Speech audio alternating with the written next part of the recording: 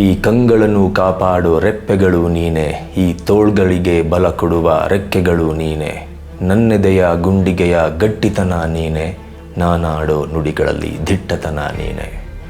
ಮಂಜುನಾಥ ಹಾಗೂ ಅಣ್ಣಪ್ಪನ ನೆನೆಸ್ಕೋತಾ ಇವತ್ತಿನ ಈ ವಿಡಿಯೋನ ಸ್ಟಾರ್ಟ್ ಮಾಡ್ತಾ ಇದ್ದೀನಿ. ಎಲ್ರಿಗೂ ನಮಸ್ಕಾರ. ನೀವು ನೋಡ್ತಾ ಇದ್ದೀರಾ ನ್ಯೂಸ್ ಹಂಟ್ ಕರ್ನಾಟಕ. ನಾನು ನಿಮ್ಮ ಮಂಜು ಗೌಡ. ನ್ಯೂಸ್ ಅಲರ್ಟ್ ಕನ್ನಡ ಈ ಯೂಟ್ಯೂಬ್ ಚಾನಲ್ನ ಚಂದನ್ ಗೌಡ ಅವರು ನನಗೆ ಅಂದರೆ ನಾನು ಅವರಿಗೆ ಒಂದು ಚಾಲೆಂಜನ್ನು ಹಾಕಿದ್ದೆ.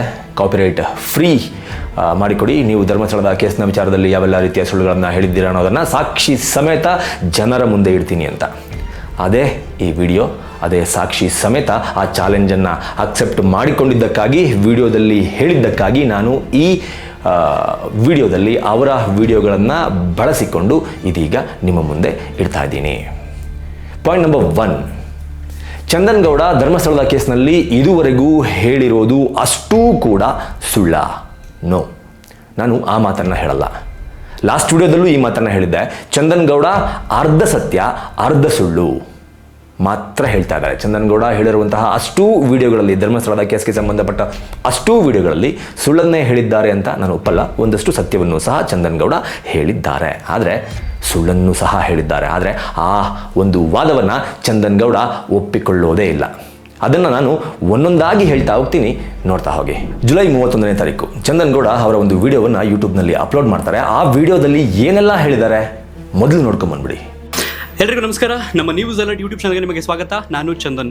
ಧರ್ಮಸ್ಥಳದ ನೇತ್ರಾವತಿ ಸ್ನಾನಘಟ್ಟದ ಆಸುಪಾಸಿನ ಅರಣ್ಯ ಪ್ರದೇಶದಲ್ಲಿ 100 ಶವಗಳನ್ನು ನಾನು ಹೂತಿಟ್ಟಿದ್ದೀನಿ ಎಂಬ ಹೇಳಿಕೆ ಕೊಟ್ಟಂತಹ ವ್ಯಕ್ತಿಯ ಅಥವಾ ಸಾಕ್ಷಿದಾರನ ಪ್ರಕರಣಕ್ಕೆ ಸಂಬಂಧಪಟ್ಟಂತೆ ಇವತ್ತು ಆ ನೇತ್ರಾವತಿ ಸ್ನಾನಘಟ್ಟದ ಆಸುಪಾಸಿನಲ್ಲಿರ್ತಕ್ಕಂಥ ಅರಣ್ಯ ಪ್ರದೇಶದಲ್ಲಿ 3ನೇ ದಿನದ ಉತ್ಖನನ ಕಾರ್ಯ, ನೆಲ ಬಗೆಯುವ ಕಾರ್ಯ, ಸಮಾಧಿ ಅಗೆಯುವಂತಹ ಪ್ರಕ್ರಿಯೆ ಮುಗಿದಿದೆ. ಏನೇನೆಲ್ಲ ಸಿಕ್ತು, ಜೊತೆಗೆ ಸಖತ್ ಮಜಾ ಇದೆ ಇವತ್ತು ವಿಡಿಯೋ. ಬಹುಶಃ ಈ ಒಂದು ಮಾಹಿತಿ ಮಾಧ್ಯಮಗಳಿಗೆ ಸಿಕ್ಕಿದ್ದಿದ್ರೆ ನೆನೆ ಸಂಜೆ ಹಾಕೊಂಡು ಅರ್ದು ರುಬ್ಬಾಕ್ಬಿಡ್ತಿದ್ರು ಅಂತ ಅನ್ಸುತ್ತೆ. ಈ ಕ್ಷಣದವರೆಗೂ ಕೂಡ ಅವರಿಗೆ ಮಾಹಿತಿ ಸಿಕ್ಕಿಲ್ಲ. ಪಾಪ ನಾವು ಅವ್ರನ್ನ ತಪ್ಪು ಅಂತ ಹೇಳೋಕ್ಕಾಗಲ್ಲ, ಯಾಕೆಂತಂದ್ರೆ ಕ್ಯಾಮ್ರಾವನ್ನ ಕಂಪ್ಲೀಟ್ ಆಗಿ ಝೂಮ್ ಮಾಡ್ಕೊಂಡು ಫೋಕಸ್ ಮಾಡಿ ಕಾಯ್ತಾ ಇರ್ತಾರೆ. ಆದರೆ ಆ ಸಂದರ್ಭದಲ್ಲಿ ಯಾರಾದರೂ ಒಬ್ಬ ಅಧಿಕಾರಿ ಅಥವಾ ಅದಕ್ಕೆ ಸಂಬಂಧಪಟ್ಟ ತನಿಖಾ ಸಿಬ್ಬಂದಿ ಒಂದು ಪ್ಲಾಸ್ಟಿಕ್ ಕವರ್ ಏನಾದ್ರು ಇಟ್ಕೊಂಡು ಹೋಗ್ತಿದ್ರೆ, ಓ ಏನೋ ಸಿಕ್ಬಿಟ್ಟೈತೆ ಪಕ್ಕ ಅಂತ ಅಂದ್ಬಿಟ್ಟು ಆಲ್ರೆಡಿ ಬ್ರೇಕಿಂಗ್ ನ್ಯೂಸ್ ಹೊಡೆದ್ಬಿಟ್ಟಿರ್ತಾರೆ. ಅದರಲ್ಲಿ ಉನ್ನತ ಮೂಲದ ಮಾಹಿತಿ, ಆಂತರಿಕ ಮಾಹಿತಿ, ಒಂದಷ್ಟು ಮಾಹಿತಿ ಅಂತ ಹೇಳ್ತಾ ಇರ್ತಾರೆ. ತಪ್ಪು ಅಂತ ಹೇಳಕ್ಕಾಗಲ್ಲ, ಬಟ್ ಇಷ್ಟು ದಿನ ತೆಪ್ಪಗಿದ್ಬಿಟ್ಟು ಇವಾಗ ಬಂದ್ರಲ್ಲ, ಅದೊಂದು ತಪ್ಪು ಅಂತ ಹೇಳ್ಬೋದು ಅಷ್ಟೇ. ಓಕೆ, ಏನೇನೆಲ್ಲ ನಡೀತು ಹಾಗಾದ್ರೆ ನಿನ್ನೆ? ಯಾಕೆ ಅಧಿಕಾರಿಗಳು ಮೊನ್ನೆ 12 ಗಂಟೆಗೆ ಬಂದಿದ್ರು ಉತ್ಖನನ ಕಾರ್ಯಕ್ಕೆ ಸಂಬಂಧಪಟ್ಟಾಗೆ, ನಿನ್ನೆ 11 ಗಂಟೆಗೆ ಬಂದಿದ್ರು, 1 ಅವರ್ ಮುಂಚೆ ಬಂದಿದ್ರು. ಬಟ್ ಇವತ್ತು ಯಾಕೆ ಬೆಳಗ್ಗೆ 10 ಗಂಟೆಗೆ ಎಕ್ಸಾಕ್ಟ್ ಬಂದಿದ್ರು ಅಧಿಕಾರಿಗಳು ಈ ಒಂದು ಉತ್ಖನನ ಕಾರ್ಯಕ್ಕೆ? ಕ್ಯೂರಿಯಾಸಿಟಿ ಹುಡ್ಕೊಳ್ಳುತ್ತೆ. ಬಹುಶಃ ನಾವು ಅನ್ಕೊಬಿಡ್ತೀವಿ ಮಳೆ ಗಿಳೆ ಬಂದ್ಬಿಡುತ್ತೆ, ಈ ಒಂದು ಕಾರ್ಯಾಚರಣೆಗೆ ಅಡ್ಡಿ ಆಗ್ಬಿಡುತ್ತೆ ಅಂತ ಬಂದಿರ್ಬೋದು. ಅದರಲ್ಲಿ ಏನಿದೆ ಅಂತ ಅನ್ಬಹುದು. ಓಕೆ, ಅಲ್ಲೊಂದು ಪಾಯಿಂಟ್ ಇದೆ. ಓಕೆ, ಈ ಒಂದು ತನಿಖಾ ತಂಡದ ವಿಶೇಷ ಅಧಿಕಾರಿ ಅಥವಾ ತನಿಖಾ ತಂಡದ ಮುಖ್ಯಸ್ಥ ಪ್ರಣವ್ ಮೊಹಂತಿ ಅವರು ನಿನ್ನೆ ಸಂಜೆ 5 ಗಂಟೆಗೆ ಈ ಒಂದು ಸ್ಪಾಟ್ಗೆ ವಿಸಿಟ್ ಕೊಡ್ತಾರೆ. ಮಾಧ್ಯಮಗಳ ಮುಂದೆ ಈ ಒಂದು ತನಿಖಾ ತಂಡ ರಚನೆ ಆದ ನಂತರ ಪ್ರಣವ್ ಮೊಹಂತಿ ಅವರು ಮೊಟ್ಟ ಮೊದಲ ಬಾರಿಗೆ ಪ್ರತ್ಯಕ್ಷರಾಗಿದ್ದು. ಸೊ ಅಲ್ಲೂ ಒಂದು ಕ್ಯೂರಿಯಾಸಿಟಿ ಹುಡ್ಕೋಬೇಕು ನಮಗೀಗ. ಯಾಕೆ ಇಷ್ಟು ದಿನ ಬರ್ದಿರೋರು ಇವರು ನೇರವಾಗಿ ಸಂಜೆ 5 ಗಂಟೆಗೆ, ಅದು ಈ ಒಂದು ಪ್ರಕ್ರಿಯೆ ಮುಗಿಯುವಂತಹ ಸಂದರ್ಭದಲ್ಲಿ ಬಂದ್ರು? ಸೊ ಪಾಯಿಂಟ್ ನಂಬರ್ 1 2 ಹಾಕೊಂಡಿರಿ, ಈಗ ಎಕ್ಸ್ಪ್ಲೈನ್ ಮಾಡ್ತೀನಿ ನಾನು.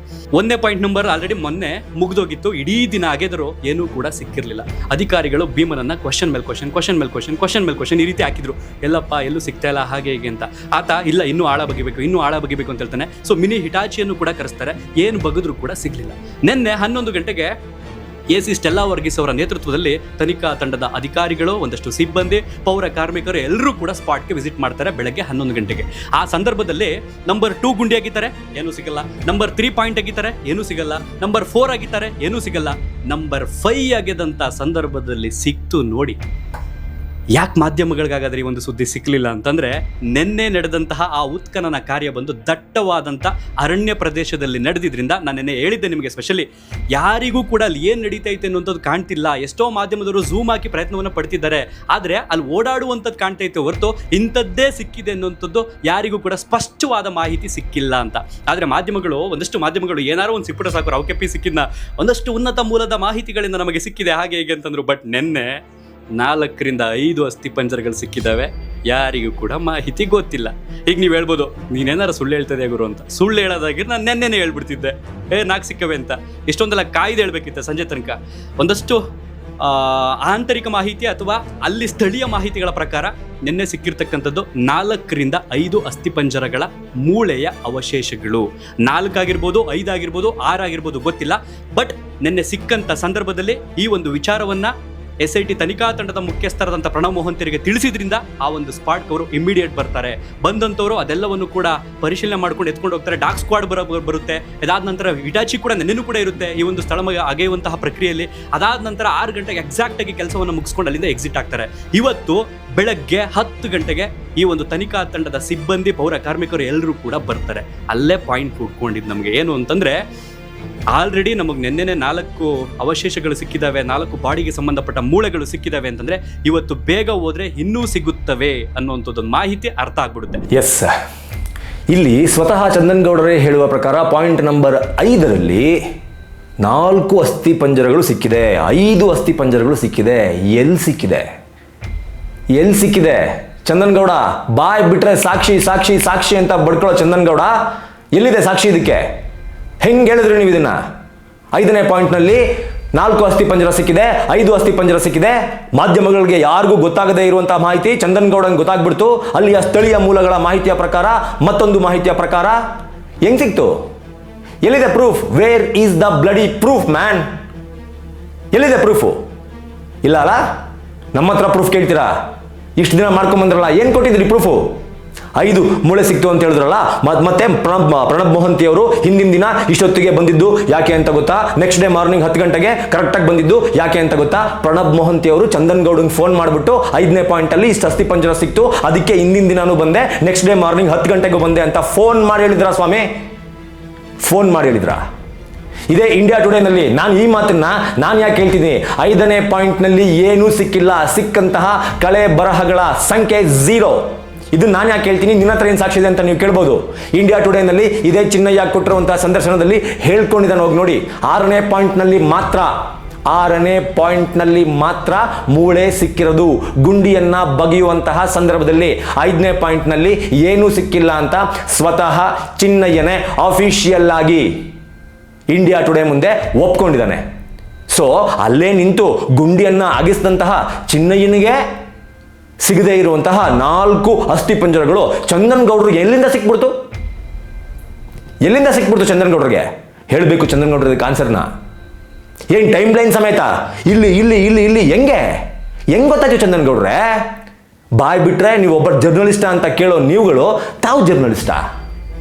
ಯಾವ ಸಾಕ್ಷಿ ಇಟ್ಕೊಂಡು, ಯಾವ ಸಾಕ್ಷಿಯ ಆಧಾರದ ಮೇಲೆ ಈ ಒಂದು ಸ್ಟೇಟ್ಮೆಂಟ್ ಅನ್ನ ನೀವು ರಾಜ್ಯದ ಜನತೆಗೆ ಕೊಟ್ರಿ? ಆ ವಿಡಿಯೋನ 6 ಲಕ್ಷ ಜನ ನೋಡಿದ್ದಾರೆ. ಎಷ್ಟು? 6 ಲಕ್ಷ ಜನ ನೋಡಿದ್ದಾರೆ.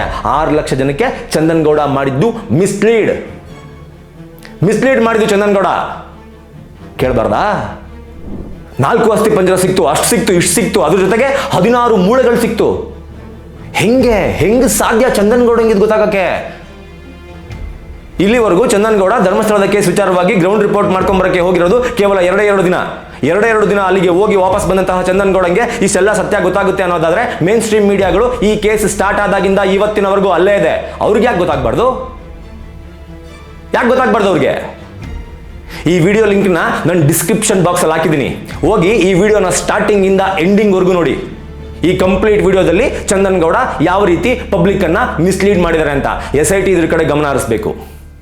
ನಿಜವಾಗ್ಲೂ SIT ಇದ್ರ ಕಡೆ ಗಮನ ಹರಿಸಬೇಕು. ನೀವು ನೋಡಿ, ನನಗೆ ಕಟ್ಟು ಪೇಸ್ಟು ಮಾಡಿ ಜಾಯಿಂಟ್ ಮಾಡಿ ಯಾವುದನ್ನೋ ತಗೊಂಬಂದು ಎಲ್ಲೋ ತುರ್ಕೋ ಅಭ್ಯಾಸ ನನಗಿಲ್ಲ. ಅದಕ್ಕೆ ಸ್ಟಾರ್ಟಿಂಗ್ ಇಂದ ಚಂದನ್ ಗೌಡ ಈ ವಿಚಾರವಾಗಿ ಏನು ಹೇಳೋದಕ್ಕೆ ಸ್ಟಾಪ್ ಮಾಡಿದ್ರಲ್ಲ, ಅಲ್ಲಿವರೆಗೂ ಕಂಟಿನ್ಯೂಸ್ ಆಗಿ ಹಾಕಿದ್ದೀನಿ ಈ ವಿಡಿಯೋನ. ಸಾಕ್ಷಿ ಕೊಡಬೇಕು ಚಂದನ್ ಗೌಡ ಇದಕ್ಕೆ. 5ನೇ ಪಾಯಿಂಟ್ನಲ್ಲಿ ಏನೆಲ್ಲ ಹೇಳಿದಿರಲ್ಲ ಚಂದನ್ ಗೌಡ್ರೆ, ಸಾಕ್ಷಿ ಕೊಡಬೇಕು ಇದಕ್ಕೆ. ಸೊ ಕೆಲವೊಂದು ಮಾಧ್ಯಮಗಳಲ್ಲಿ ಗಮನಿಸ್ತಾ ಇದ್ದು, ಡೈರೆಕ್ಟ್ ಆಗಿ ಮೇಡಮ್ ನಾವು 9:10 ಹೋಗ್ಬಿಡೋಣ, ಭೀಮಾ ಹೇಳ್ತಾವನೆ ಅಥವಾ ಸಾಕ್ಷಿದಾರ ಹೇಳ್ತಾವನೆ ಅಂತ ಅಧಿಕಾರಿಗಳು ಹೇಳಿದ್ರಂತೆ. ಅದಕ್ಕೆ ಮೇಡಮ್ ಅವರು ಇಲ್ಲ, ಅನುಕ್ರಮವಾಗಿ ಹೋಗಬೇಕು, ಒಂದೊಂದಾಗಿ ಹೋಗ್ಬೇಕು, ನಾವು ನಿಯಮವನ್ನು ಪಾಲಿಸಬೇಕು ಅಂತ ಮೇಡಮ್ ಅವರು ಹೇಳಿದ್ರು ಅಂತ ಹೇಳ್ತಿದ್ರು. ಇವ್ರಿಗೆ ಯಾರಪ್ಪ ಬಂದು ಹೇಳಿದಂಥವ್ರು? ನಿನ್ನೆಯೇ ಆ ಒಂದು ಜಾಗದಲ್ಲಿ 4 ಅಸ್ಥಿಪಂಜರಕ್ಕೆ ಸಂಬಂಧಪಟ್ಟ ಅವಶೇಷಗಳು, ಮೂಳೆಗಳು ಸಿಕ್ಕಿರೋದ್ರಿಂದ ಡೈರೆಕ್ಟ್ 9ಕ್ಕೆ ಯಾಕೆ ಹೋಗ್ತಾರೆ? ಇನ್ನು ಉಳಿದಂಥದ್ದು ಯಾವ್ದಿನೋ 5 ಆಲ್ರೆಡಿ ಆಗೋಗಿದೆ, 5 ಪಾಯಿಂಟ್, ಇನ್ನು 6, 7, 8, 9 ಆ ಒಂದು ಜಾಗದಲ್ಲಿ ಇರ್ತಕ್ಕಂಥದ್ದು 8 ಪಾಯಿಂಟ್ ಅನ್ನ ಆತ ತೋರಿಸಿರುವಂಥದ್ದು. ಸೊ ಈಗ ಇವತ್ತು ಹಾಗಾದ್ರೆ ಏನೇನಾಯ್ತು? ಹಾಗಾದ್ರೆ 10 ಗಂಟೆಗೆ ಅಧಿಕಾರಿಗಳು ಬರ್ತಾರೆ. ಬಂದಂಥವ್ರು ಸೀದಾ ಆ ಪಾಯಿಂಟ್ ನಂಬರ್ 6 ಏನಿರುತ್ತೆ ಆ ಒಂದು ಜಾಗಕ್ಕೆ ಹೋಗ್ತಾರೆ. ಪಾಯಿಂಟ್ ನಂಬರ್ 6 ಹಾಗೇನೆ 7 ಎರಡಕ್ಕೂ ಕೂಡ ಸಮೀಪ ಏನಿಲ್ಲ ಅಂತಂದ್ರೆ ಒಂದು 10 ರಿಂದ 15 ಅಡಿ ಅಂತರವಿರತಕ್ಕಂಥ ಜಾಗ ಭೀಮಾ ತೋರಿಸಿರ್ತಕ್ಕಂಥ ಆ ಪಾಯಿಂಟ್ ನಲ್ಲಿ. ಏನ್ ಚಂದನ್ ಗೌಡ್ರೆ, 10 ರಿಂದ 15 ಅಡಿ ಅಂತರ, ಇಷ್ಟೇ ಮೀಟರ್ ಅಂತರ ತಾವು ಹೋಗಲ್ಲಿ ಹೋಗ್ಬಿಟ್ಟು ನೋಡ್ಕೊಂಡ್ ಬಂದಿದ್ರಾ? ಅಥವಾ ಆ ಚಿನ್ನಯ್ಯ ಫೋನ್ ಮಾಡಿಬಿಟ್ಟು ತಮಗೆ ಹೇಳಿದ್ನಾ, ಇಷ್ಟಿಷ್ಟೇ ಅಡಿ ಇದೆ, ಇಷ್ಟಿಷ್ಟೇ ದೂರದಲ್ಲಿದೆ, 5ನೇ ಪಾಯಿಂಟಲ್ಲಿ 4 ಅಸ್ಥಿಪಂಜರ ಸಿಕ್ಕಿದೆ, 5ನೇ ಪಾಯಿಂಟಲ್ಲೇ 4 ಅಸ್ಥಿಪಂಜರ ಸಿಕ್ಕಿರ್ಬೇಕಾದ್ರೆ ಇನ್ನು ಮಿಕ್ಕಿದ್ದು ನೆಕ್ಸ್ಟ್ ಬೇರೆ ಕಡೆ ಏನಕ್ಕೆ ಹೋಗ್ತಾರೆ, ಕ್ರಮಬದ್ಧವಾಗಿ ಹಾಕ್ಕೊಂಡು ಹೋಗ್ತಾರೆ. ಎಲ್ಲಿ ಗೌಡ್ರೆ ಪ್ಲೀಸ್ ಸಾಕ್ಷಿ ಕೊಡಿ. ತಮ್ಮ ಬಾಯಲ್ಲಿ ಉದುರುವುದು ಸತ್ಯದ ನುಡಿಮುತ್ತುಗಳು. ನಾನು ಸಾಕ್ಷಿಯನ್ನ ಇಟ್ಟುಕೊಳ್ಳದೆ ಯಾವುದೇ ರೀತಿಯ ಮಾತನ್ನು ಆಡೋದಿಲ್ಲ ಅಂತ ಹೇಳುವ ಚಂದನ್ ಗೌಡ್ರೆ, ದಯಮಾಡಿ ಸಾಕ್ಷಿ ಕೊಡಿ. ಇದಕ್ಕೆ 5ನೇ ಪಾಯಿಂಟ್ನಲ್ಲಿ ಸಿಕ್ಕಿರುವ ಅಸ್ಥಿ ಪಂಜರಗಳ ಮೂಳೆಗಳು 16 ಮೂಳೆ, 4 ಅಥವಾ 5 ಜನರಿಗೆ ಸೇರಿರಬಹುದಾದಂತಹ ಅಸ್ಥಿ ಪಂಜರಗಳು ಸಿಕ್ಕಿದೆ ಅನ್ನೋದು ನಿಮ್ಮ official statement mister Chandan Gowda. ಕೊಡಬೇಕು ಸಾಕ್ಷಿ ಇದಕ್ಕೆ, ಕೊಡಬೇಕು ಸಾಕ್ಷಿ ಇದಕ್ಕೆ. ಓಕೆ, ಭೀಮನ ಮೇಲೆ ನೆನ್ನೆಯ ವಿಶ್ವಾಸ ಬಂದಾಯಿತು ಅಂತ ಅನಿಸ್ತಿದೆ. ಯಾಕೆಂತಂದ್ರೆ 4 ಮೂಳೆಗಳು ಅಥವಾ 4 ಅಸ್ಥಿಪಂಜರಗಳು ಅಥವಾ 4 ಮನುಷ್ಯರಿಗೆ ಸಂಬಂಧಪಟ್ಟ ಕಳೆ ಬರ ಸಿಕ್ಕಿರೋದ್ರಿಂದ ಈ ಒಂದು ಪ್ರಕರಣಕ್ಕೆ ನೆನ್ನೆಯ ಪುಷ್ಟಿ ಸಿಕ್ಕಿದೆ. ಅಧಿಕಾರಿಗಳಿಗೆ ಭರವಸೆ ಬಂದಿದೆ, ವಿಶ್ವಾಸ ಬಂದಿದೆ. ಈತ ಹೇಳ್ತಿರ್ತಕ್ಕಂಥದ್ದು ಸತ್ಯ ಅನ್ನುವಂಥದ್ದು ಈಗ ಆಚೆ ಬಂದಿದೆ. ಓಕೆ, ಇವತ್ತೇನಾಯ್ತಾಗಾದ್ರೆ, ಇವತ್ತು ಇದೇ ರೀತಿಯ ಪ್ರಕ್ರಿಯೆ ಕೇವಲ 6 ಮತ್ತು 7ರ ಆಸುಪಾಸಿನ ಗುಂಡಿಯಲ್ಲಿ ಹೆಚ್ಚು ಕಡಿಮೆ ಇವತ್ತು 15 ಅಡಿ ಆಳವನ್ನ ಅಗಿತಾರೆ. ಅದಾದ ನಂತರ ಏಣಿಯನ್ನ ತಗೊಂಡ್ಬರ್ತಾರೆ, ಕೆಳಗಿಳಿದು ಇನ್ನೂ ಏನಾರು ಸಿಗುತ್ತಂತ.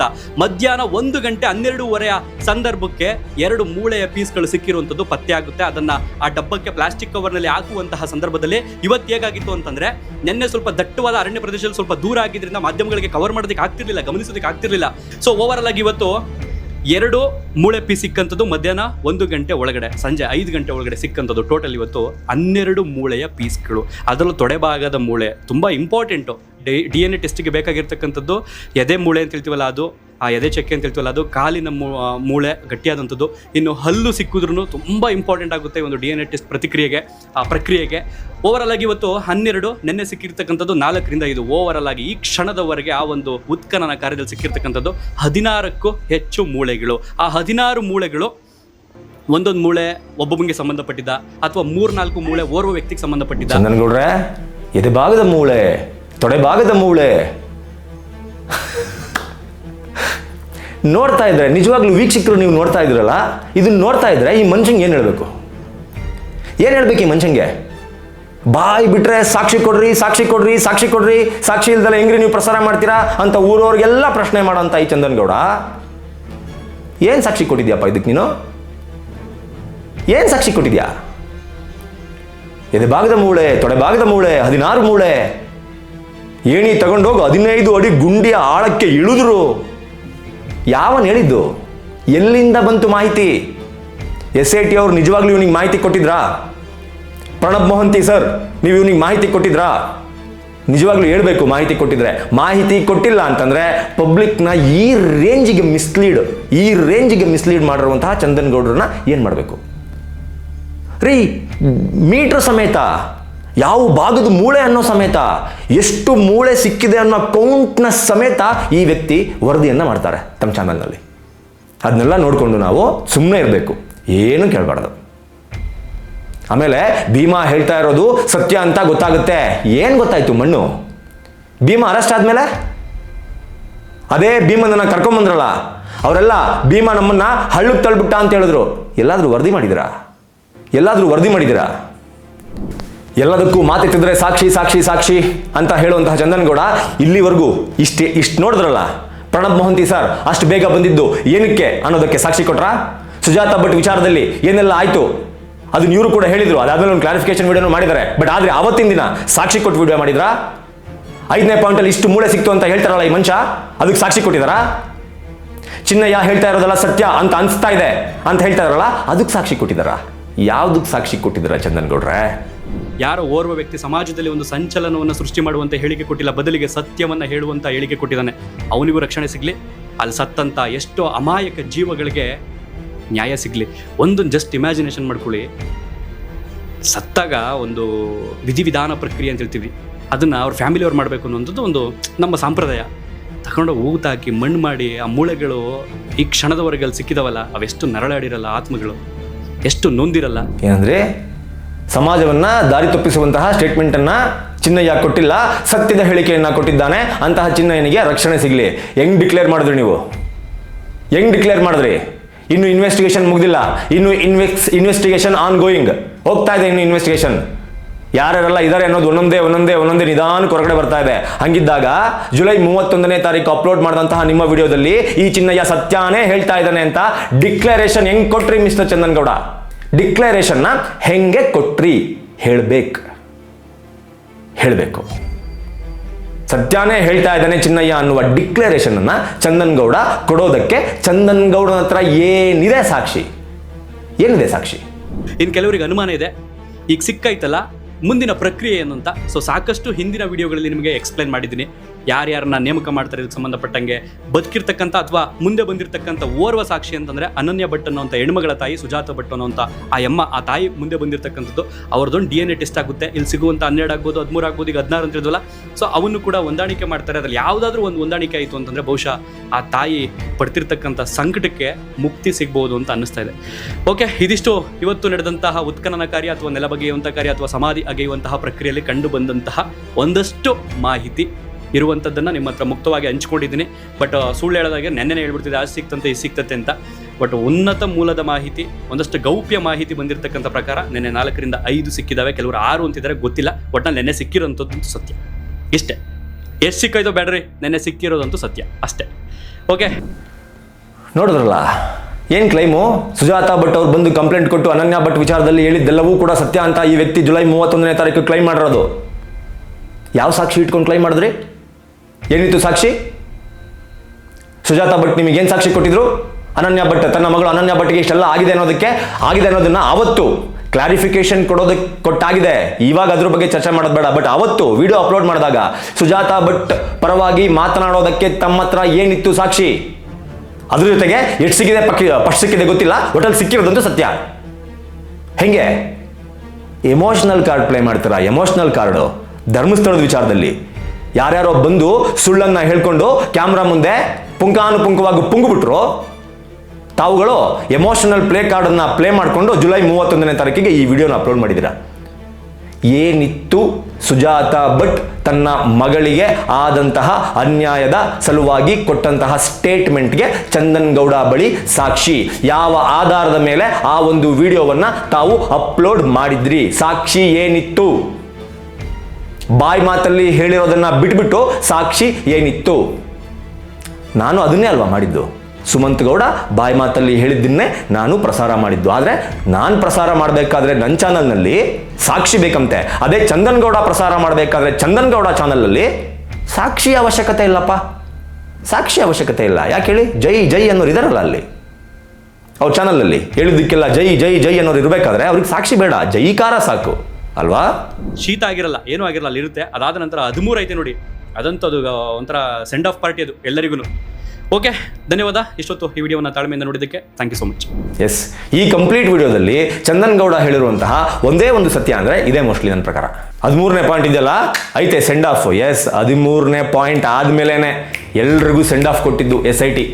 ಚೆನ್ನೈ ನೆತಾಕೊಂಡು ಹೋಗಿದ್ದು, ಕಸ್ಟಡಿನಲ್ಲಿ ಇಟ್ಕೊಂಡಿದ್ದು, ಎಲ್ಲವನ್ನು ಕಗ್ಸಿದ್ದು, ಎಲ್ಲವನ್ನು ಬಾಯಿ ಬಿಡಿಸ್ತಾ ಇರೋದು. ಇವತ್ತು ಒಬ್ಬೊಬ್ಬರೇ ಇನ್ವೆಸ್ಟಿಗೇಷನ್ಗೆ SIT ಕಚೇರಿಗೆ ಹೋಗ್ಬಿಟ್ಟು ಅಲ್ಲಿ ಲಾಕ್ ಆಗ್ತಾ ಇರೋದು. ಎಸ್ ಚಂದನ್ ಗೌಡ್ರೆ, ತಾವು ಹೇಳಿದಂತಹ ಒಂದೇ ಒಂದು ಸತ್ಯ. ಅವತ್ತು ನೀವು ಅನ್ಕೊಂಡು ಹೇಳಿದ್ದು ಬೇರೆ. 13ನೇ ಪಾಯಿಂಟಲ್ಲಿ 70ಕ್ಕಿಂತ ಹೆಚ್ಚಿನ ಶವಗಳು ಸಿಗುತ್ತೆ, ಸೆಂಡ್ ಆಫ್ ಎಲ್ರಿಗೂ ಸಿಗುತ್ತೆ ಅಂತ ತಾವು ಅನ್ಕೊಂಡಿದ್ರಿ. ಆದರೆ ಅದು ಉಲ್ಟಾ ಆಯಿತು. ಅದನ್ನ ಕರ್ಮ ಅಂತಾರೆ. ಸೆಂಡ್ ಆಫ್ ಇವಾಗ ಯಾರ್ಯಾರಿಗೆ ಸಿಗುತ್ತೆ ಅಂತ ಗೊತ್ತಾಗುತ್ತೆ. ಸೆಂಡ್ ಆಫ್ ಯಾರ್ಯಾರಿಗೆ ಸಿಗ್ತಾ ಇದೆ ಅಂತ ರಾಜ್ಯದ ಜನ, ದೇಶದ ಜನ ನೋಡ್ತಾ ಇದ್ದಾರೆ. ಇನ್ವೆಸ್ಟಿಗೇಷನ್ನೇ ಮುಗಿದಿಲ್ಲ. ಇಷ್ಟು ಸುಳ್ಳನ್ನ ಜುಲೈ 31ನೇ ತಾರೀಕು ಅಪ್ಲೋಡ್ ಆದಂತಹ ಒಂದೇ ಒಂದು ವಿಡಿಯೋದಲ್ಲಿ ಚಂದನ್ ಗೌಡ ಹೇಳಿರೋದು. ಸಾಕ್ಷಿ ಸಮೇತ ಇಟ್ಟಿದ್ದೀನಿ, ಸಾಕ್ಷಿ ಸಮೇತ. ಓಕೆ, ಇನ್ನು ಪಾಯಿಂಟ್ ನಂಬರ್ 2, ಬುರುಡೆ ಗ್ಯಾಂಗ್ ಅಂತ ಯಾರನ್ನೆಲ್ಲ ಕರೀತಾರೆ ಅನ್ನೋದು ನಿಮಗೆ ಚೆನ್ನಾಗಿ ಗೊತ್ತು. ಈ ಬುರುಡೆ ಗ್ಯಾಂಗ್ನಲ್ಲಿ ಯಾರೆಲ್ಲ ಇದ್ದಾರೆ ಅನ್ನೋದು ನಿಮಗೆ ಚೆನ್ನಾಗಿ ಗೊತ್ತು. ಈ ಬುರುಡೆ ಗ್ಯಾಂಗ್ನ SIT ಈಗ ಆಲ್ರೆಡಿ ನೋಟಿಸ್ನ ಕೊಟ್ಬಿಟ್ಟು ಕರೆಸ್ಕೊಂಡು ಯಾವ ರೀತಿ ಬೆಂಡೆತ್ತಾ ಇದ್ದಾರೆ, ಯಾವ ರೀತಿ ಇನ್ವೆಸ್ಟಿಗೇಷನ್ ಮಾಡ್ತಾ ಇದ್ದಾರೆ ಅನ್ನೋದನ್ನ ನೀವು ಪ್ರತಿನಿತ್ಯ ಮಾಧ್ಯಮಗಳಲ್ಲಿ ನೋಡ್ತಾ ಇದ್ದೀರಾ. ನಾನು ಕೂಡ ಸಾಕಷ್ಟು ಬಾರಿ ಹೇಳಿದ್ದೀನಿ. ಇಂತಹ ಬುರುಡೆ ಗ್ಯಾಂಗ್ನ ಸಪೋರ್ಟರ್ ಈ ಚಂದನ್ ಗೌಡ. ಸುಮ್ಮನೆ ಮಾತಾಡೋ ಮಗನೇ ಅಲ್ಲ ನಾನು. ಏನು ಹೇಳಿ? ಸುಮ್ಮನೆ ಮಾತಾಡೋ ಮಗನೇ ಅಲ್ಲ ನಾನು. ಕೊಡ್ತೀನಿ ನೋಡಿ ಸಾಕ್ಷಿ. ಆ ಘಟನೆ ನಡೆದಿದ್ದು ಬಹುಶಃ ಈ ಕಾರಣಕ್ಕೆ ಅಂತ ಅನ್ನಿಸ್ತಾ ಇದೆ. ಯಾವ ಕಾರಣಕ್ಕೆ? ನಿನ್ನೆ ಹಾಗೇನೆ ಇವತ್ತು ಆ ಒಂದು ಜಾಗದಲ್ಲಿ ಅಧಿಕಾರಿಗಳು ಅಥವಾ ಸಾಕ್ಷಿದಾರ ಏನು ಮಾಡ್ತಾ ಇದ್ದಾನೆ ಅನ್ನೋಂಥ ಮಾಹಿತಿಯೇ ಸರಿಯಾಗಿ ಗೊತ್ತಾಗ್ತಿಲ್ಲ ಎಷ್ಟೋ ಜನರಿಗೆ. ಬಹುಶಃ ಈ ಒಂದು ಪ್ರೀ ಪ್ಲಾನ್ ಇಂದನೇ ಆ ಯೂಟ್ಯೂಬರ್ಸ್ಗಳ ಮೇಲೆ ಹಲ್ಲೆ ಮಾಡಿದ್ರ? ಯೂಟ್ಯೂಬರ್ಸ್ಗಳ ಮೇಲೆ ಹಲ್ಲೆ ಮಾಡಿದ್ದಕ್ಕೆ ನೀವೊಂದಷ್ಟು ಕಾರಣಗಳನ್ನ ಕೊಡ್ಬೋದು. ತೇಜೋವಧೆ ಮಾಡ್ತಾ ಇದ್ರು, ನಿಂದಿಸ್ತಾ ಇದ್ರು, ಆ ಕಾರಣದಿಂದ ಅವ್ರನ್ನ ನಾವು ಹೊಡೆದಾಕ್ಬಿಟ್ಟು ನಾವು ಗ್ರಾಮಸ್ಥರು, ನಾವು ಸ್ಥಳೀಯರು, ನಾವು ನೊಂದವರು, ನಾವು ಇದೆಲ್ಲವನ್ನು ನೋಡಿ ಸಹಿಸಲಾಗದವರು, ಅದಕ್ಕೆ ನಾವು ಹೊಡೆದಾಕ್ಬಿಟ್ಟು ಕಾನೂನನ್ನು ಕೈಗೆತ್ತಿಕೊಂಡು ಅಂತ ನೀವು ಸ್ಟೇಟ್ಮೆಂಟ್ ಅನ್ನು ಕೊಡಬಹುದು.